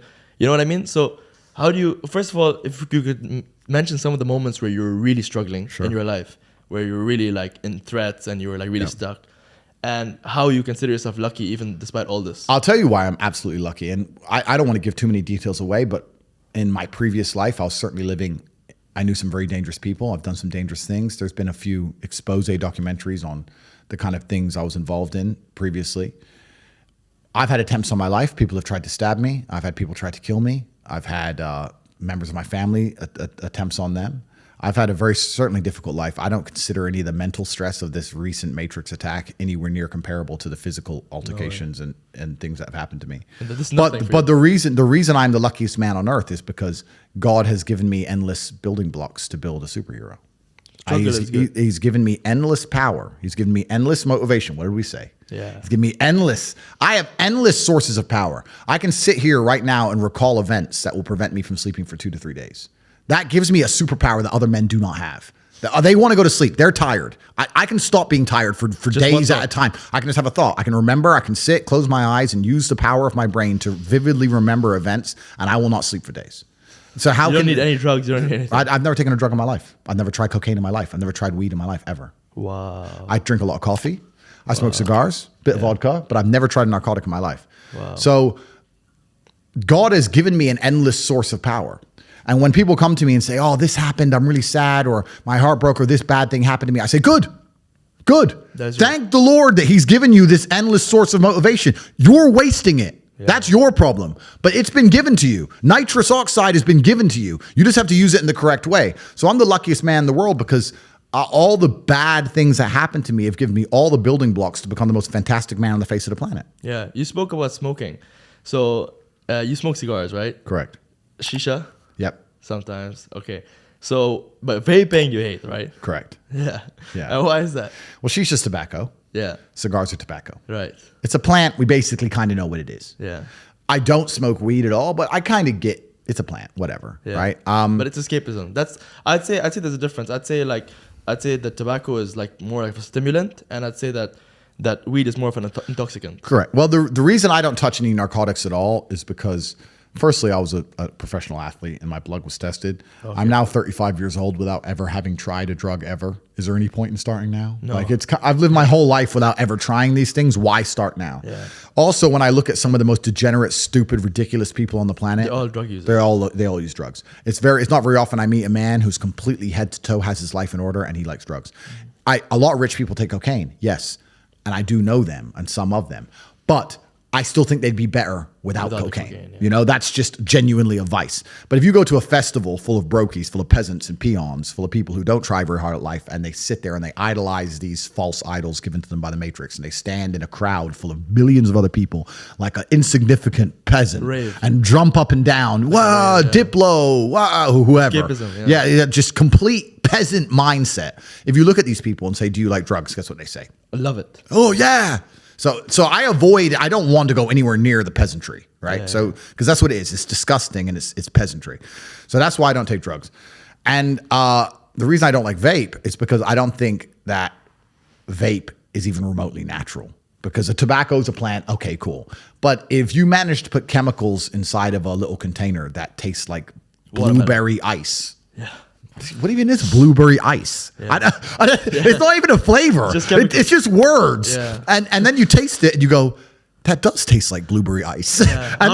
How did they pull that off? Yeah. I can't believe it's possibly good for me. Add in the price that it cost. Add in the fact that it costs $1 and comes deep from the heart of China. Like you think they give a shit about the West just puffing away on this petrochemical? They don't care. They're happy. Yeah. So if you're gonna smoke, at least smoke something. It was grown. Yeah.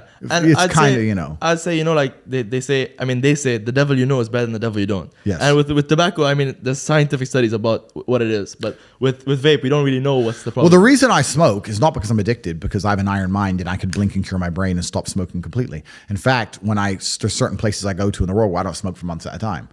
I'm not addicted to anything. The reason I smoke is because nicotine is good for your testosterone level. Okay. That's the reason I smoke. I smoke because I like the drug of nicotine, because nicotine is actually positive. The reason I drink coffee is not because I'm addicted, because caffeine is a miracle drug. Yeah. Caffeine It's good is for your heart. Caffeine's a miracle. Yeah. I drink endless coffee. And of course the Matrix will come along and say too much coffee is bad for you, too much meat's bad for you. They say anything to make you weak and stupid. Yeah.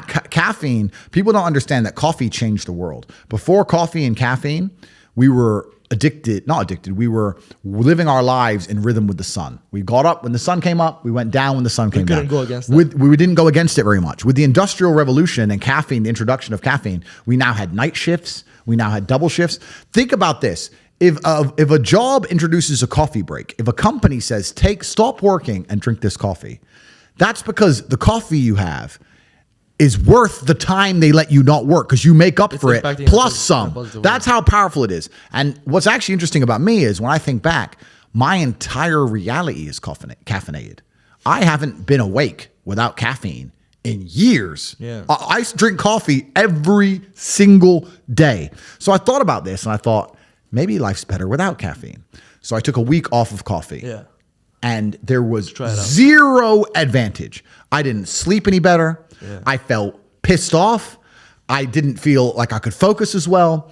I was more tired, but I couldn't sleep any better. It was weird. I was just like, this isn't me. Now, obviously, I'm still a hyper-competitive individual. I still went to the gym. I still did my work. I'm still the top G. But I didn't feel as good. No benefits. There was no benefits. Yeah. So after a week, I had a cup of coffee, and it was like, the miracle is back. It's develop a coffee addiction. It's fantastic. There's nothing bad about caffeine. I have 10 to 15 coffees a day every single day, and I will do to the day I die.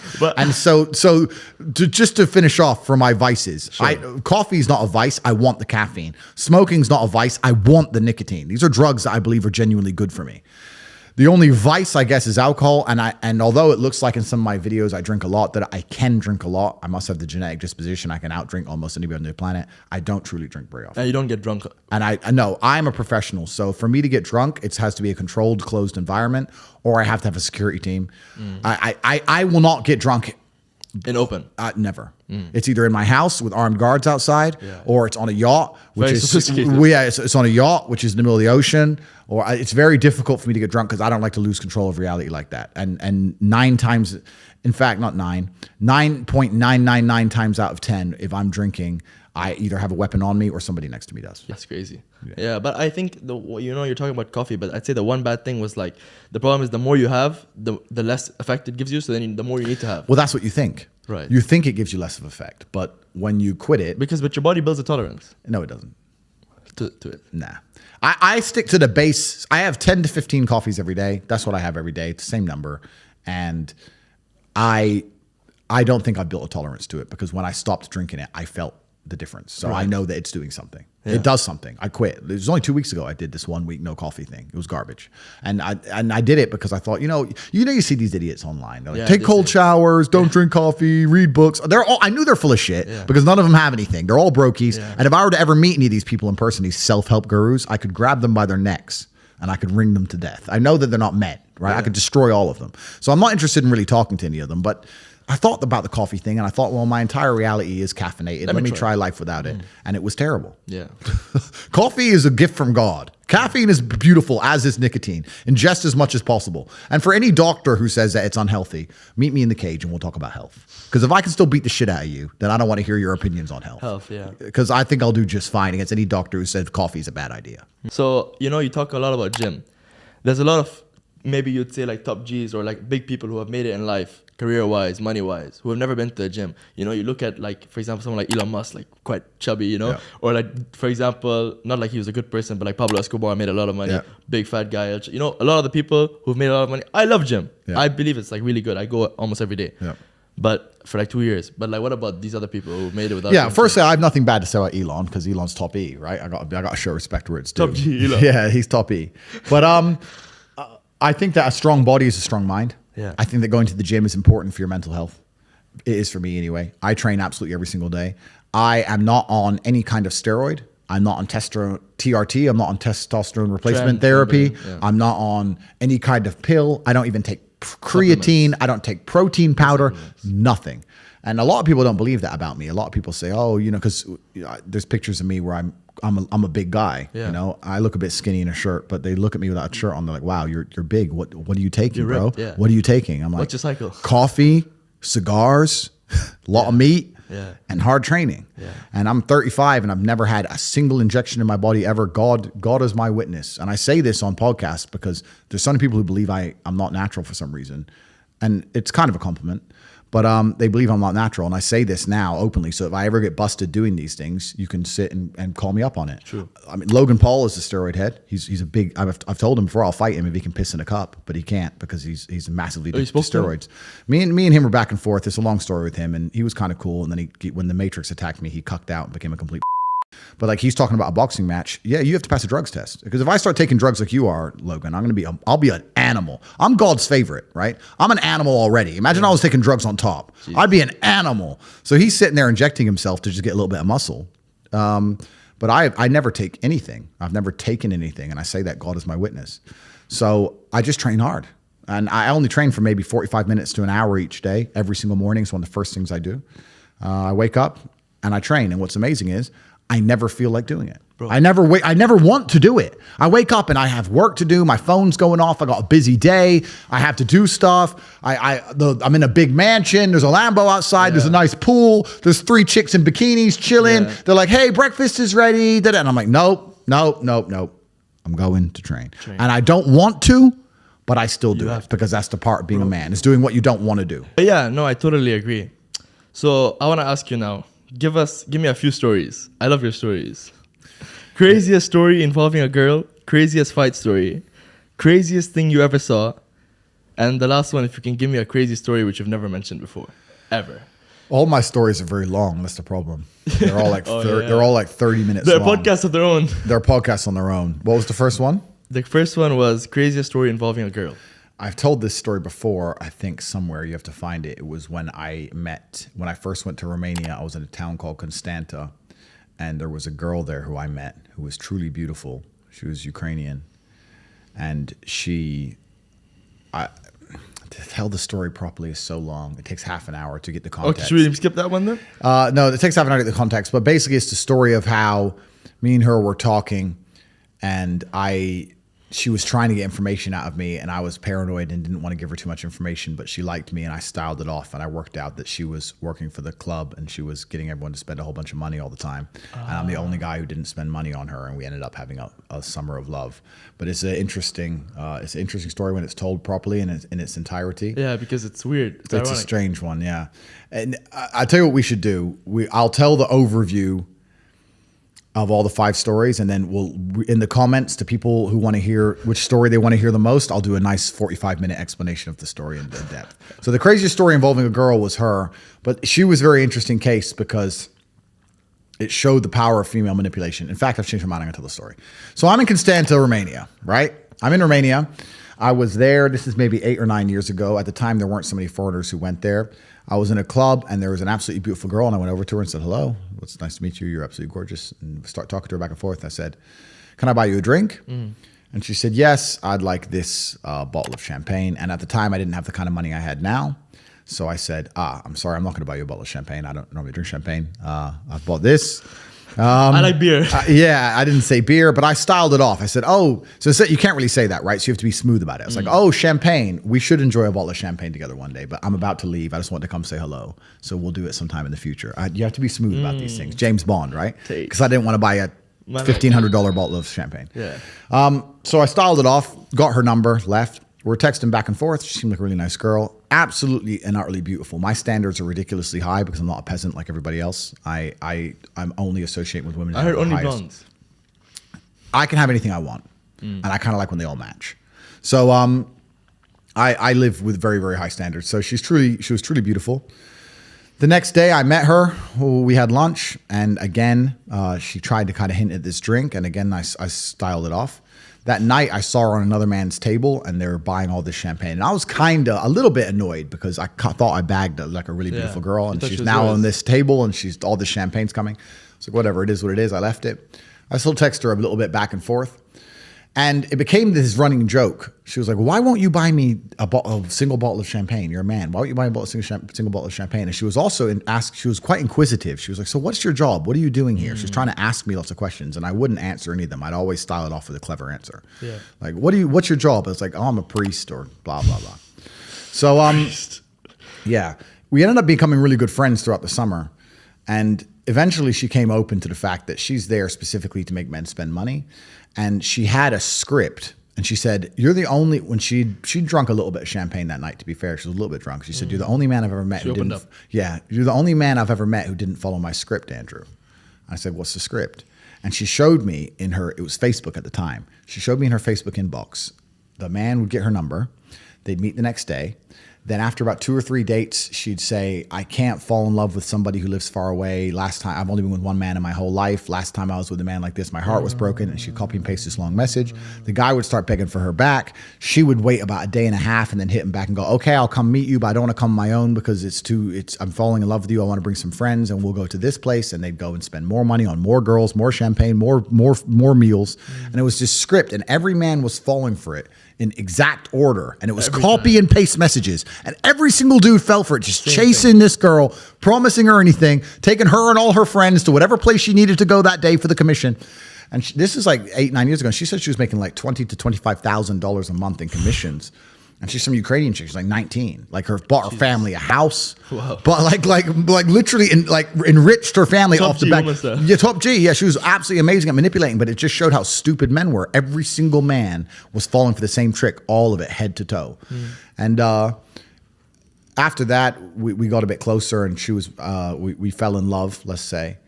And it was kind of funny because we spent the whole summer together. I never bought her a drink. I never bought her one. No way. It became a thing where I said, I'm not buying you a thing. Because you don't want to be one of those guys. Tap water only. So I was like, I'll get you you want tap water? And she was like, oh, and made a big joke of it. She was buying the drinks because she had more money than me. So yeah, that's one of the craziest stories involving. But you have to stand out. So they just want someone to stand up. I think I mean, it was going on for weeks. There's a lot of nuance to it. Yeah. I'm not saying I'm not saying don't buy girls drinks. In fact, if I meet a girl now and she wants a drink, I'll certainly buy her one. It was just a very unique scenario, unique circumstance that kind of led into a story. But the night she was going through those Facebook messages, it was crazy how quickly and instantly men will simp and beg and cry over a girl they've known for 3 days, promising, oh, we're gonna be special. I'll take care of you. They think she's the one. Yeah, bro, it's crazy. Do you believe in the one? I think it's just compromise. Yeah. I don't think there's ever going to be one person on the planet you're truly compatible with. I think there's going to be, a few. And if you have your life in order as a man, truly and completely in order, then you're compatible with a lot more people.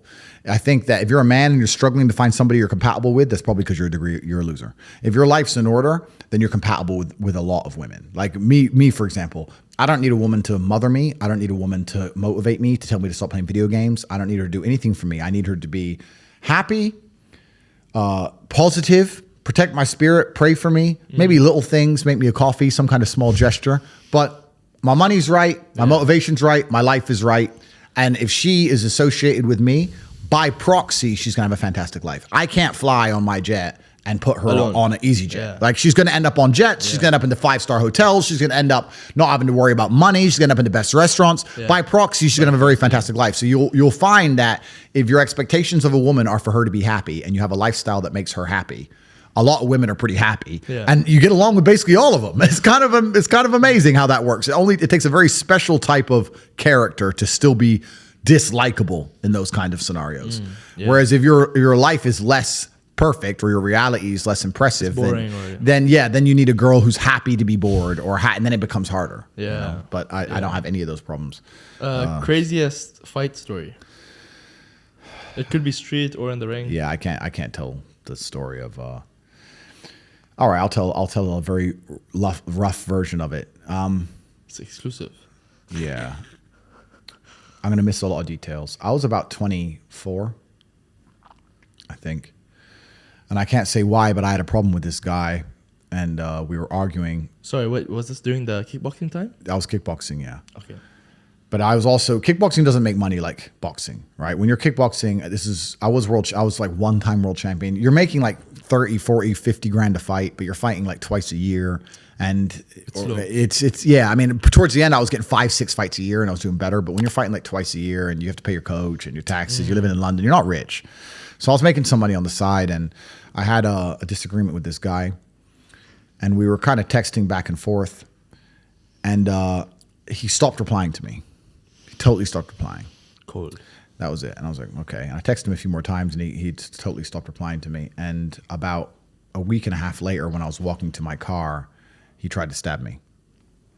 I was walking to my car. Even to this day, if I walk to my car at night, especially if it's raining, I panic a little bit. PTSD. Yeah, a little bit. I was walking to my car and I heard footsteps behind me. This is one of the reasons I hate headphones. And anyone I see in headphones is a fucking idiot, because you are so killable with headphones in. You think you look cool with your AirPods in. I can sneak up behind you with a chainsaw, you dummy. Like anyone who has AirPods or headphones in is a soft target. Just distracted. I heard it first. I heard feet moving quickly. And as I turned, I've got a scar here on my hand where you can see the blade in my hand. I turned and I took the blade in the hand. And if that was my neck, I'd be dead. Had you had missed that hand, he had his hand made in a different position. Yeah, I could have easily died. Oh my God. I hit him, but it was sloppy. I'll admit it was a bit sloppy. He wobbled. He took a step back, but now we're facing each other. But because I was bleeding so much, because my finger basically came off, because I was bleeding so much, I thought I'd been stabbed properly. Okay. And I ran. But I could have been dead. And the only reason I'm not is because I heard him coming. I didn't see him coming. And that's why to this day, if I sit in public and I see somebody with AirPods in, I feel nervous for them. I can't explain it. I get anxious. It's like seeing somebody about to touch a chainsaw. Like you're like, whoa, don't do that. When I see somebody and they're like, I'm like, you are so killable. They're walking to the street like this. Yeah, like dude, it's unbelievable.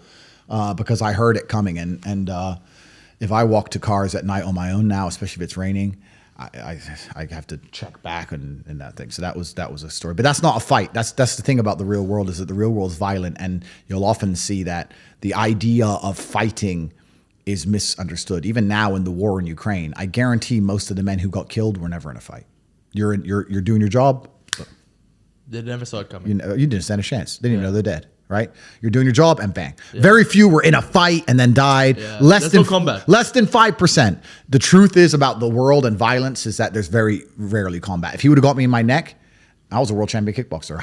What combat would there have been? I would be dead. How many muscles you have? I would have died. Yeah. So the idea of fighting is misunderstood. The world is a violent place, and violence is never fair. Yeah. And anyone who says, "Oh, I do jiu-jitsu," that you're a dummy.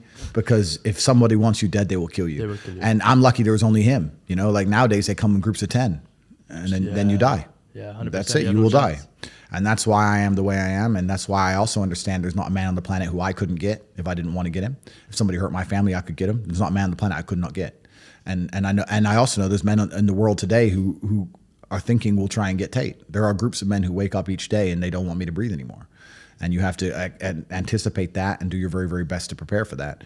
The world is a dangerous place. The world is a dark place, and there are people out there that are evil. And I don't think many people actually understand how truly evil some men can be. It's inside of us, and yeah, that's my fight story. But I don't like the idea of fighting, especially on the street. I will do my absolute best to avoid and de-escalate. And if it gets past the point of de-escalation, then it goes to pure violence for me. I don't believe in fair fights. I don't believe in, hey, bro, see you outside. I don't believe in any of that shit. I'll pull the strap and just end it all. I'm not playing games with anybody because it's winners and losers. Yeah, exactly. Honestly, yeah. So one of the most recent interviews you did, it got very heated. It was like the Piers Morgan interview. Yeah. And, a lot of those clips are going viral. I feel like it was a complete, very unorganized. Yeah. He never let you speak. Yeah. So what are your thoughts on that whole thing? Because that's like the most recently, like the biggest thing the biggest interview. Yeah, it was an attempted character assassination. 99.6% of all of the comments on the video are positive towards me. Commentate W. Yeah, commentate W. So 99.6%, I know that because the War Room analyzed it. So it was a PR win. I was deliberately softer than I could have been. I could have destroyed him. But the Matrix is looking for new reasons to attack me, and I'm not going to give them rope to attempt to hang me with. So I knew that was a Matrix-led attack. Because you were very silent. Yeah, it was a Matrix-led attack, and I adjusted accordingly. And it turned out to be a massive PR victory for me. Yeah. So thank you very much, Piers Morgan. I You win. did it well. I win. Yeah, you won. Why would you? That's why you agreed to do it, right? You know you. I knew it was a trap. Yeah. Yeah, I knew it was a setup, of course. Like your dad said, I let their lies. Yeah, I allow manipulation to find out where my enemy wants me to go. Then I use my mind to break the trap and punish the perpetrators. That's another one of his quotes, and he's absolutely not right. I still do that to this day. I'll sit and watch the news head to toe. I'll watch it. New variant. Be afraid of the new variant. I need 17 injections. Okay, let me see here. Let me watch this head to toe. I'll watch all of it. I'll understand. I allow manipulation to find out where the enemy wants me to go. That's what they want you to think. And because if you don't know where they want you to go, you might end up there on accident. And you don't know where you should be on the other side. Correct, right? If you completely ignore the enemy's attacks to manipulate you, you might end up where they want you to be on accident, right? So I watch it. What do you want me to believe? Let me watch it. Okay, I understand. This is what you want. Okay. Bullshit. Damn. Next. Not doing that. I'm the opposite. Completely. You have to allow manipulation to find out where your enemy wants me to go, and then use your mind to break the trap. So I allow people to try all the time so I can understand their aims and goals very, very effectively. I have to understand exactly what they're trying to get out of me so that I can make sure that they fail. Yeah. So, we talked a lot about your dad on this podcast, and you've talked about him a lot. But about your mom, what role did she play in your life? My mother's a fantastic mother. Yeah, she was. She's still alive. Still alive. You still see her? Yeah, absolutely. Yeah, I take care of her. She's rich now. Yeah. I send her money and she panics. She's like, "It's too much." Oh, she has like a panic attack. I'm like, "Chill. Buy a Lambo." Yeah, she's good. She was a good mother. How does she feel about where you are now with all this commotion? She's enormously proud of me. She always knew I'd end up here. I remind her of my dad. She knew who I was going to be. Revolutionary. Yeah, but she was enormously proud of me, but she doesn't ever give me any kind of advice in any way. No. I'm the man, right, of the house. I'm old and big enough now. She doesn't call me really with, "I think you should," or it's very much like moral support. Yeah. Are you okay? Yeah. Top G. Don't worry about it. I got it. Okay. I hope you know what you're doing. I know what I'm doing. You would never, in any case, you would never show her any weakness or any you'd just be like. Yeah, I mean, I love my mother with all my heart. But she has no guidance she can possibly give me. She's an old lady. Yeah. What can she tell me about the realities of earth and violence? And I'm glad she's been shielded from all those things. She doesn't know anything. She just knows that her son is monumentally successful, and I don't want her to ever be worried. I didn't even tell her when this happened. I don't want her to worry about me. I want her to just live a happy experience. I think that's one of the big differences between men and women. When I was saying earlier about how men need struggle and happiness doesn't matter, I'd actually argue the contrary for women. I think that women who are not happy are not very feminine, and that they become masculinized and bitter. And I think it's important for a woman to live a happy reality. I think women should be happy. I think that their job inside of a relationship with a man quite often is to be a beacon of light and to be sunshine and to be a cheerleader. With me in my life, the only way a woman can truly support me is to be constantly positive. I'm fantastic at everything. I can't meet a woman who can do anything for my life besides when I come home pissed off. She's like, "Hey, a smile." And being positive as a female is an extremely feminine quality. So and you don't want you don't want females that too much would you say you like a female that challenges you mentally or but they can't. Yeah. But I mean ask you questions or No, I'd love to have a conversation with my partner about interesting things. I love to talk about things, sure. But my life is too complicated for me to come home to my woman and ask for help. Of course, yeah. My life is far too complicated and large. I can't come home to a woman I'm dating and saying, "This man tried to kill me." She'd go crazy. What's she gonna do? Go kill him? Yeah. What's she gonna do? She ain't gonna know what to do. Or I can't come home and talk about the things I talk about. They're like, "What? What are you talking about?" And then they're gonna unmatched what? Then they're gonna panic. Yeah. And so then right, it's better if I come home and the man's tried to kill me and they say, "What happened to you?" And I say, "I don't want to talk about it." And they're just like, "Oh, I'll take care of you. Do you want coffee? Do you want tea?" So that's just better, right? So I think that a woman being positive and being happy is a very feminine quality, and I think that men like happy women, and I think women should try and live happy experiences and happy lives. And I'll never have conversations with my mother which will make her unhappy. Even if something bad was happening or I had trouble or I had problems, I would never sit to my mother and complain. I would want my mother to live as happy and stress-free as possible. Peace of mind, yeah. As opposed to my boys or my team, it's the opposite. I'd come and say, "We're this is get moving." Yeah. It's different. Yeah. So when we talk a lot about money, I want to ask you, how much is enough money? Because I know right now, I don't know how much you're worth. I don't know if you reveal that. Guess $300 million. Pretty close, yeah. I read online it was 335. Yeah, it's pretty accurate. Yeah. Really? Yeah. Okay, but so how much do you think is enough? Are you aiming for $1 billion Or like, are you happy now? Are you I want cooling? 999 million. After you get $1 billion, they get you? That's what I've They're heard. going to get me anyway before that, probably. I'm going to try my best to avoid that. But truthfully, after 50, no, not even 50. After $20 million, life is basically the same.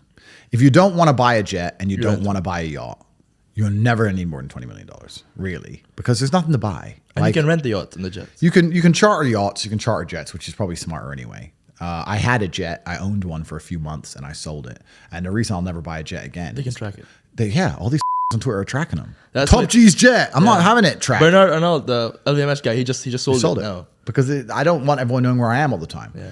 So Elon Musk, some kid on Twitter is I know, man. tracking his jet. I know. It's criminal. Yeah. So if you don't buy a yacht, which is very expensive, or buy a jet, you can buy a nice house in most places on the planet. You can buy 2 or 3 cars. You can buy some diamond watches. You can buy some nice clothes. And that's all there is to buy. What's actually kind of amazing to me is when I was poor, I thought if I got rich, I'd buy all this stuff. And now I'm rich and I can buy anything I want. And there's nothing to buy. There's nothing to buy. Clothes, I already have too many. My wardrobe's completely full head to toe. Don't wear most of them. Diamond watches, you get 10. How many do you really need? Cars, I have 28. I drive like 4 of them. Like, what's there to buy? Coffee, dinner. Yeah, true. There's nothing to buy. So the money is just about influence and power. That's all it's about. And now, because I'm a workaholic and because I refuse to be a lazy person and because I am addicted to my mission, I keep accidentally making millions and millions and millions of dollars. And I don't need it and I have nothing to do with it. But it's just, if I get a good opportunity, I'm going to take the money. And, the war room hits me up. Let's make 10 million here. It's like, okay, let's do it. But fun. but there's nothing to buy. So I'd say once you're past 20, 25 million, that's as good as life can really get. You're flying private. You're staying in the best hotels. You're eating what you want. You drive the car you want. You wear the clothes you want. You have the watch you want. And that's it. There's not. So why 999? Why we want 999? That was kind of a joke about not wanting to be a billionaire, because I think once you get to billionaire status, you're going to have a degree of trouble. I don't know. But for me, I want to be like that billionaire, because like it's just. So I don't know. But if you're a billionaire, you need to be aligned to a government. You need to really choose a side. You need to commit. I feel like you need to belong to either the Western Hemisphere or the Eastern Hemisphere. You need a degree of governmental protection. You need to be politically aligned in some particular way. I think that once you get to billionaire, you're too powerful to just be a truly free agent, if that makes sense. You have to join a team. Whereas right now, I'm effectively a free agent. I can move back to America if I wanted to. I'm in the UAE. I could also, via my friends, move to Moscow if I wanted to. Yeah. I could choose any side if I wanted to. But I think if I had $1 billion, I would have already had to have chose a side long ago, if that makes sense. And that all the big Russian billionaires right now, they're freezing their bank because they're all billionaires. That's what I mean. So you need to have. But have they frozen all your banks? Like, where's your money now? Yeah, when Hustle's University, when the Matrix was attacked, I did have a bunch of bank accounts frozen. Yeah. Huh? I did have a bunch of bank accounts frozen. frozen. Yeah, not obviously. I can't say on the podcast how my infrastructure works. Okay. But there were some accounts in my name which were frozen. You lost a lot of money? 9, 10, something. Nothing. One lunch. Chump change. Chump change. Yeah. Maybe, you know what I was thinking? Maybe Elon Musk will continue to buy Twitter, and then once he buys it because you like him, maybe he'll give you his. Yeah, if I come back on Twitter, back on Twitter, that would be epic. That would be good. Yeah. Elon, if you're listening to this. Yeah. We'll see. God has a plan. But why don't all the people who have been like censored or like removed, why don't they all join one platform? Because I feel like everyone's joining different platforms. Like what? When like Trump has his own thing, you're quite on Rumble, someone else is on another platform. I get it. If they all joined one, I feel like that would be really strong. Well, I feel Rumble, where I am now, which is rumble.com/Tate Speech, I think they're the only video alternative to YouTube. There's a lot of Twitter alternatives. Yeah. You have Getter, Truth Social, Parler. You have all these ones. But I think that for video, there's only Rumble. Okay. I'm now rumble.com/Tate Speech. I think that Rumble's going to go to the moon. I think they're going to take serious market share. It's certainly a stock to buy. It was $10 when I joined. I got up to $13, $14, Wow. the stock. It's tanked in the last 3 days because the Wall Street Journal has started printing loads of bullshit articles doing a Matrix attack. Yeah. This podcast might come out retrospectively, so it might be at a different time, but as it stands at the current time we're filming. So it's gone down to like $6 or $7, which is a fantastic buy because it's going to go up to $50. I think they're going to take massive market share from YouTube. personally, because people are tired of the censorship and they're tired of the one version of events. They're tired of the single pole, the one polar world, and they want to see opposite points of view. And people are starting to understand that if they can control all the information and control the narratives, and they can control reality. That's why I call it the Matrix. Yeah. If all of the news you read is written by one person and they don't allow opposing viewpoints to exist, then they control and create a reality which is not real. And that's why I call it the Matrix. They sit there and they tell you this is true, this is true. Anyone who says it's not true is deleted. This is the only version of reality we're going to allow to exist. And they're purporting a false reality into our minds to control us. That's why it's called the Matrix. And this is a bit random, but as we're wrapping up, would you grow out the hair? People always, like, some of my biggest haters, it's kind of crazy. I get insults, right, from the people who dislike me. Yeah. And they go, hey, but you're bald. And I'm like, but genuinely imagine the intellect level of somebody sitting at home, right? They have no money. They have no connections. They're not successful. They're objectively unattractive. They're objectively unhealthy. And they're obese. And they're sitting there looking at a man who's the most Googled man on the planet, physically in shape, desired by all the females he could possibly ever want, everything that man strong network, multimillionaire, living a dream, and going, he's bald. but you're bald. Like, it's just, it's amazing to me. What's crazy is I'm not bald. I shave my head. I can grow my hair out like you if I wanted to. Oh, okay. I could grow my hair out, no problem. I shave my head. Yeah, I've told the story before on other podcasts of why I did that. But I just think it's truly amazing how stupid some people are. Like, truly how dumb you must be. And to watch all my content and say, he's teaching so many things. I can join Hustlers University or join the real world or join the war room and get close to this man, his organization, and I can have a fantastic life. And instead of doing that, you sit and think, he's bald. Like, how dumb. I felt bad for asking. But how dumb are these people? Yeah. Like, and unfortunately, the law of averages ensures that half of people are even more stupid than average. Yeah. And that's just the way averages work. So there are some extremely stupid people out there, and they just are uninterested in even progressing their own lives. There are people out there who genuinely exist, and you could take their hand and hold their hand and try and walk them through life head to toe, and they'd still just find a reason to fail. Bring the horse to water, but you can't make it drink. Some people just are born to lose. Yeah. And no matter what you do, they're just born to lose. And those are the people who insult me. Yeah. The people who insult me are completely and utterly born to lose. But do you think that these people who are like less intelligent or like more happier, and I feel like intelligence sometimes and people have spoken about this who are like fast intelligent, where it's like the more intelligent you are, the sadder you'll be and the worse your life will be. Yeah, they say ignorance is bliss. I think it's two ways. I know what you're saying. Ignorant people can, to a degree, be happier in certain scenarios than others. Good. Yeah, because they don't understand what's really happening. Yeah. They don't understand about the battle of good and evil. They don't understand about the Matrix. They don't understand that they're a slave. Yeah. They don't understand it. And they're ignorant to how good their life could be. So they think their life is good. I understand all that. But that all changes when times get hard. Because those people are not happening to life. Life is happening to them. And they are subject to circumstances. Correct. I'm not subject to circumstance. No matter what happens, I can change country. I can fight against the wind. You are the circumstance. I can disappear. I am the circumstance. Tate arrives and circumstances change. Whereas these people cannot do that. The circumstances dictates their life, and on a long enough time scale, especially in the world we're currently living in, I think that things are going to get a lot harder for these people, and they will see soon that ignorance is not bliss because they cannot pay their heating bill. Whereas if they were less ignorant and paid attention, they'd be able to be living in a mansion like me with heating on full blast. So this is what happens, and it's good until it isn't, being ignorant. And also, I don't think God rewards ignorance. And I don't think most people out here are ignorant. I don't think but I'll say this now. I don't think most people out here are ignorant. I think that most people out here are cowards. And they choose to be ignorant. Yeah, I think they choose to be ignorant because they're cowards. They pretend there's no battle. They pretend there's no fight because they're too scared to fight.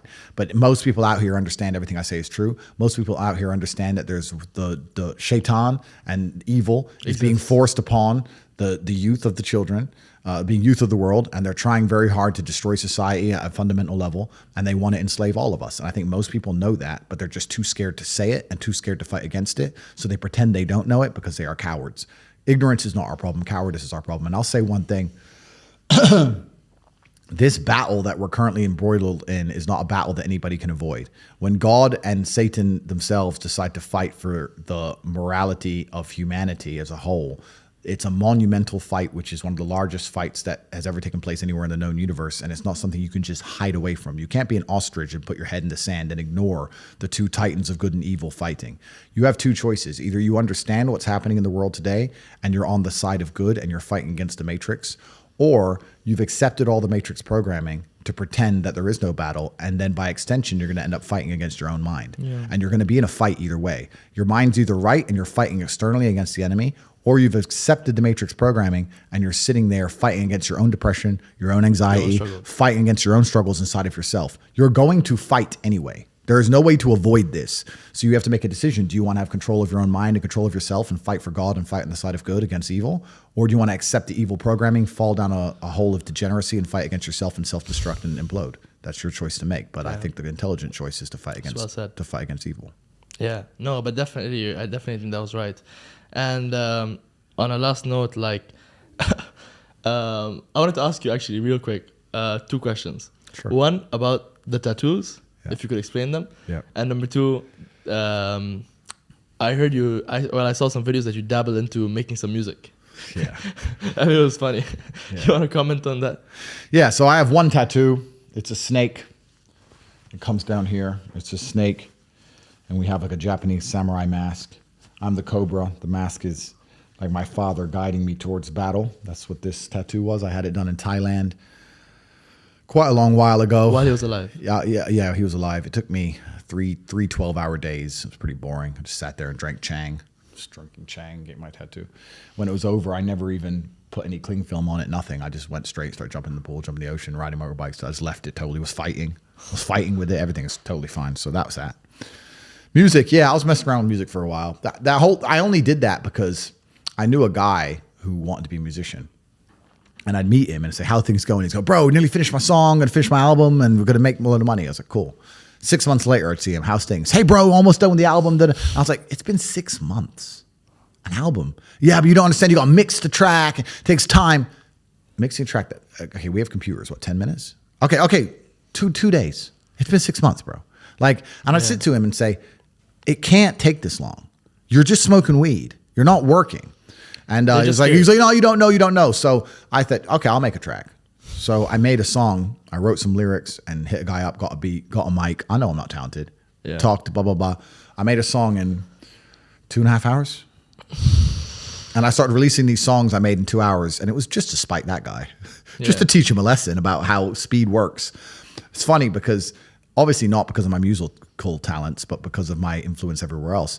I got millions of views on my videos. Yeah. So I beat him. Yeah. So it's like, how many views you got? Yeah. 0. And it's not because the songs are good, not because I think I'm a musical genius, but because I'm Tate. But they're like an hour, 2 hours. I threw them together. And it was just a lesson in speed to make sure that I wasn't making any mistakes. When he was telling me it genuinely took months, I knew he was wrong, but the only way you truly know is to do. So I was like, this has to be a lie. So I made a song in 2 hours. I made a video in 3 hours, and boom, boom. From 9 a.m. till 1 p.m., bang, millions of views, done. And he's still talking about his album. He's probably still talking about it today. It probably doesn't even exist. Comes out tomorrow. Yeah, be ready. It's coming. Yeah. My life is gonna change. Yeah. Well, what does a day in your life look like? What are your daily habits that you do to make your day good? Do you meditate? Do you do affirmations? No, I don't meditate. I don't do affirmations. Maybe I meditate a little bit as I fall asleep, maybe. But it's not like a conscious decision. No. I wake up, I check my phone. I go through my phone for about half an hour. I then go and I start training. As I train, I stay on my phone in between sets. I train every day. You're always online. I've noticed that. When I talk to you, you're always online. You reply second. Permanently. 17 hours of screen time a day. Oh, wow. Can we see your screen time? 17 hours a day. I can't show my phone, bro. Okay, never mind. But 17 hours of screen time I believe you, though. Yeah. That's crazy. Yeah. So if I'm awake, I'm online. Yeah. I'm a phone addict, I guess you can call it, but that's where all the important things happen. Yeah. I have an empire that spans across 25 countries. Like I'm on my phone. I know that for peace of mind, I should use my phone less. I don't want peace of mind. I want chaos. You want to conquer. I want to conquer the earth. Yeah. Genghis Khan did not want peace of mind. Yeah. If he did, he would have stopped. I don't want peace of mind. I wake up, I train, I stay on my phone, then I begin working. I'm doing a podcast now. If I'm not doing a podcast, or if I'm not driving, or if I'm not fighting, I'm online. and I live my entire life online. If I'm awake, I'm working. If I sit to have shisha tonight at 9 or 10 p.m. and there's a whole bunch of hot girls around and my brother's there and we're all chilling and we're talking, I'm doing all of that while I'm on my phone. Yeah. I am working at the same time.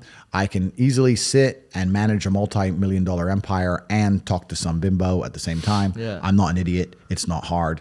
I work. All I do is work. All I do is work. I don't know how else to say it to you. People meet me and they're like, "I'm surprised. I thought you'd be like this. I'm surprised how like quiet you are and you're just working." Correct. I have a very, very large and vast empire across huge swaths of the world and different industries. And anything I've ever wanted, if I want a beautiful female or a Bugatti, another one, or $100 million or whatever, I'm going to get it via my phone. Yeah. So I work. That's who I am. It's what I do. In fact, a video just released on YouTube, and it was from here in Dubai. And it's 12 minutes long, and it was behind the scenes of Tate. And it's a camera guy. Yeah. Dubai, Tate in Dubai. Yeah, and there's one of the comments on there is, "Wow, Andrew's always on his phone." You're in the desert. You're on a table with like 5 girls, and you're literally sitting like this in that video. Correct. I work. If I'm awake, I work. From the second I'm awake, first thing I do is check my phone. And the last thing I do before I close my eyes, I'm on my phone. I am working. Yeah. That's all I do. And you run on like very low sleep hours, yeah? I probably sleep 4 to 5 hours a night. I don't necessarily recommend that. I know some people need more. It's actually interesting. I sleep like 4 to 5 hours a night, maybe average for like a week and a half, 2 weeks. And then I'll get to a point where I just need to sleep for like 15 hours. Wow. And I'll sleep a bunch and then I'm back. You catch up, yeah. And then I'll go to bed at Reset. 3. I'm back up at 8, go to bed at 4, up at 8. And then, but after a few weeks, I'm like, okay, I need like a day where I sleep. And I put my phone in airplane mode so that people, when they're messaging me, they know I'm not getting it. Because if they're coming through and I'm not replying, people panic. Yeah. That's how much I'm on my phone. Jesus. I'm on my phone so much that if messages are being delivered and I don't reply within 10 minutes, people start panicking. Is he okay? Have they got him? Have they got him yet? Christ. You know, because there's people trying to get me. So I have to put airplane mode, which doesn't really fix it. Because I guess if they do get me, it might be the day my phone gets busted. I don't know. But it's kind of a thing I do for the people who care about me. But yeah, I work. That's why no one's ever going to beat me. There's a whole bunch of other people and like gurus and self-help coaches and these people online.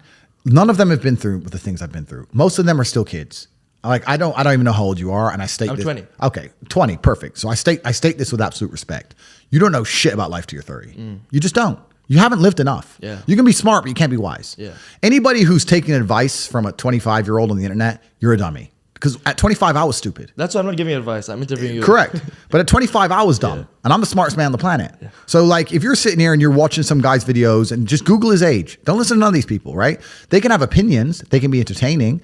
They can interview others. Yeah. They can give their insights. But also keep in mind, they are still young, right? As a man, it takes a long time. You have to go through a bunch of crap to learn things. Pain. Exactly. So nobody can outwork me. Nobody can outcompete me. Nobody has a network like mine. And we're talking about me doing 17 hours a day. I have thousands of people on my work schedule. Like I have 100 people who work for me directly. I have thousands of people inside the war room and 170,000 people inside of HU who, if I were to send them a message, would do it. People I know, how do you conquer the algorithm? How do you do this? How do you do that?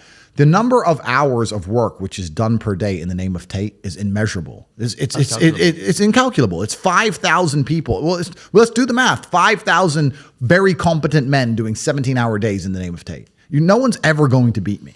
The internet is mine. I own it. If you go on TikTok for 10 seconds, it's me. It's Tate Talk. True. It's the same with Instagram Reels. It's all mine. There's no competition. Nobody, doesn't matter how big your ad spend is, doesn't matter what marketing agency you go to, you will always lose to me for eternity. Until the day they finally put a bullet in my head, I own the world. And I will continue to own the world. All of it is mine. And anyone who thinks that I get to the top and slow down is a fool, because I do the absolute opposite. I will crush all of my competition for head to toe. There isn't even any competition. There's nobody on my level. And I'm still outworking all of them. Yeah, but when will you stop the work and take a step back? I don't want to. I don't want to. No. And that's my competitive advantage. I don't want to do that. The enjoyment for you is the work, not the... Completely. Other people are like, oh, I'm here now, so I can now go on holiday. I don't want to stop working. I don't want a holiday. Never. I don't want to relax. Is this relaxing? I'm going to try and relax for the first time in my life. We'll do this here live on the podcast. Ready? Yeah. Ready?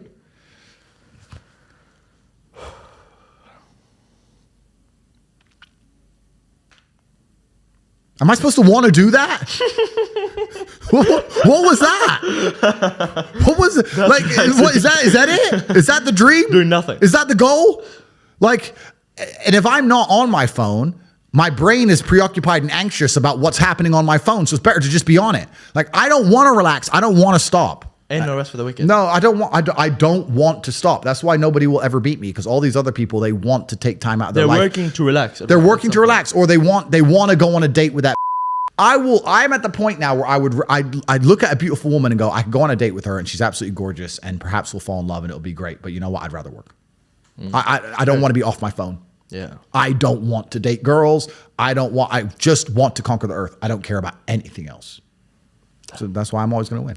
I think that's a great note to end this. Oh, last thing I'll say. Sure. Because I know that they're going to put clips on this and they're going to put one song. And that song is like your anthem. I know. Do you play that in the car, like pulling up anywhere? No. You don't? I don't know how that became my anthem. Someone on TikTok just did it. I'd love to I should meet the singer one day. Yeah, Indila. That's what I was going to say. You know, she's not, your age difference is not a lot. No, she's my age? Yeah. I don't know if she she's likes 38. me or hates me.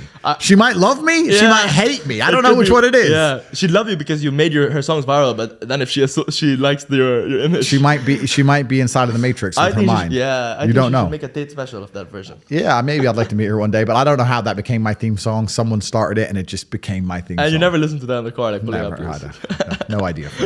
All right, Andrew, thank you so much for your time. I really appreciate it. I could not appreciate this enough. You've come on the podcast. You've agreed. You've come alone, by the way, which is insane. I thought you'd have a team of people like around me. You drove up here alone in your own car. Yeah. There's like 5 people in here that are all from my side. But you're Andrew, Yeah, that's right. What's anyone gonna do to you? It's interesting because we're in Dubai. Yeah. When I'm in London and I go to a podcast, there's six guys, That's what I was security team, expecting. armored I car. was expecting I'd have to sign 5 documents before I start. No. You would look through everything. No. Man just sat here, asked me whatever you want. He's like this. Yep. I'm ready. Yeah, ask me anything you want. I'm ready. Yeah. My G, bro. Thank you so much. I really appreciate it. Thank you, bro. Bye, brother. Thank you. Guys, if you're watching this video and you stay till the end, I really appreciate your time. Do hit the subscribe button. You can find Tate on... Yeah, cobratate.com. Sign up for the email letter there. We have a newsletter which is completely free. If you like the things I've said. But cobratate.com, you can access the war room, the real world, and the newsletter. That's where you're going to find the secrets to the universe. Guys, thank you so much for watching Tate. I really appreciate your time. Take care, guys. See you next episode. Peace.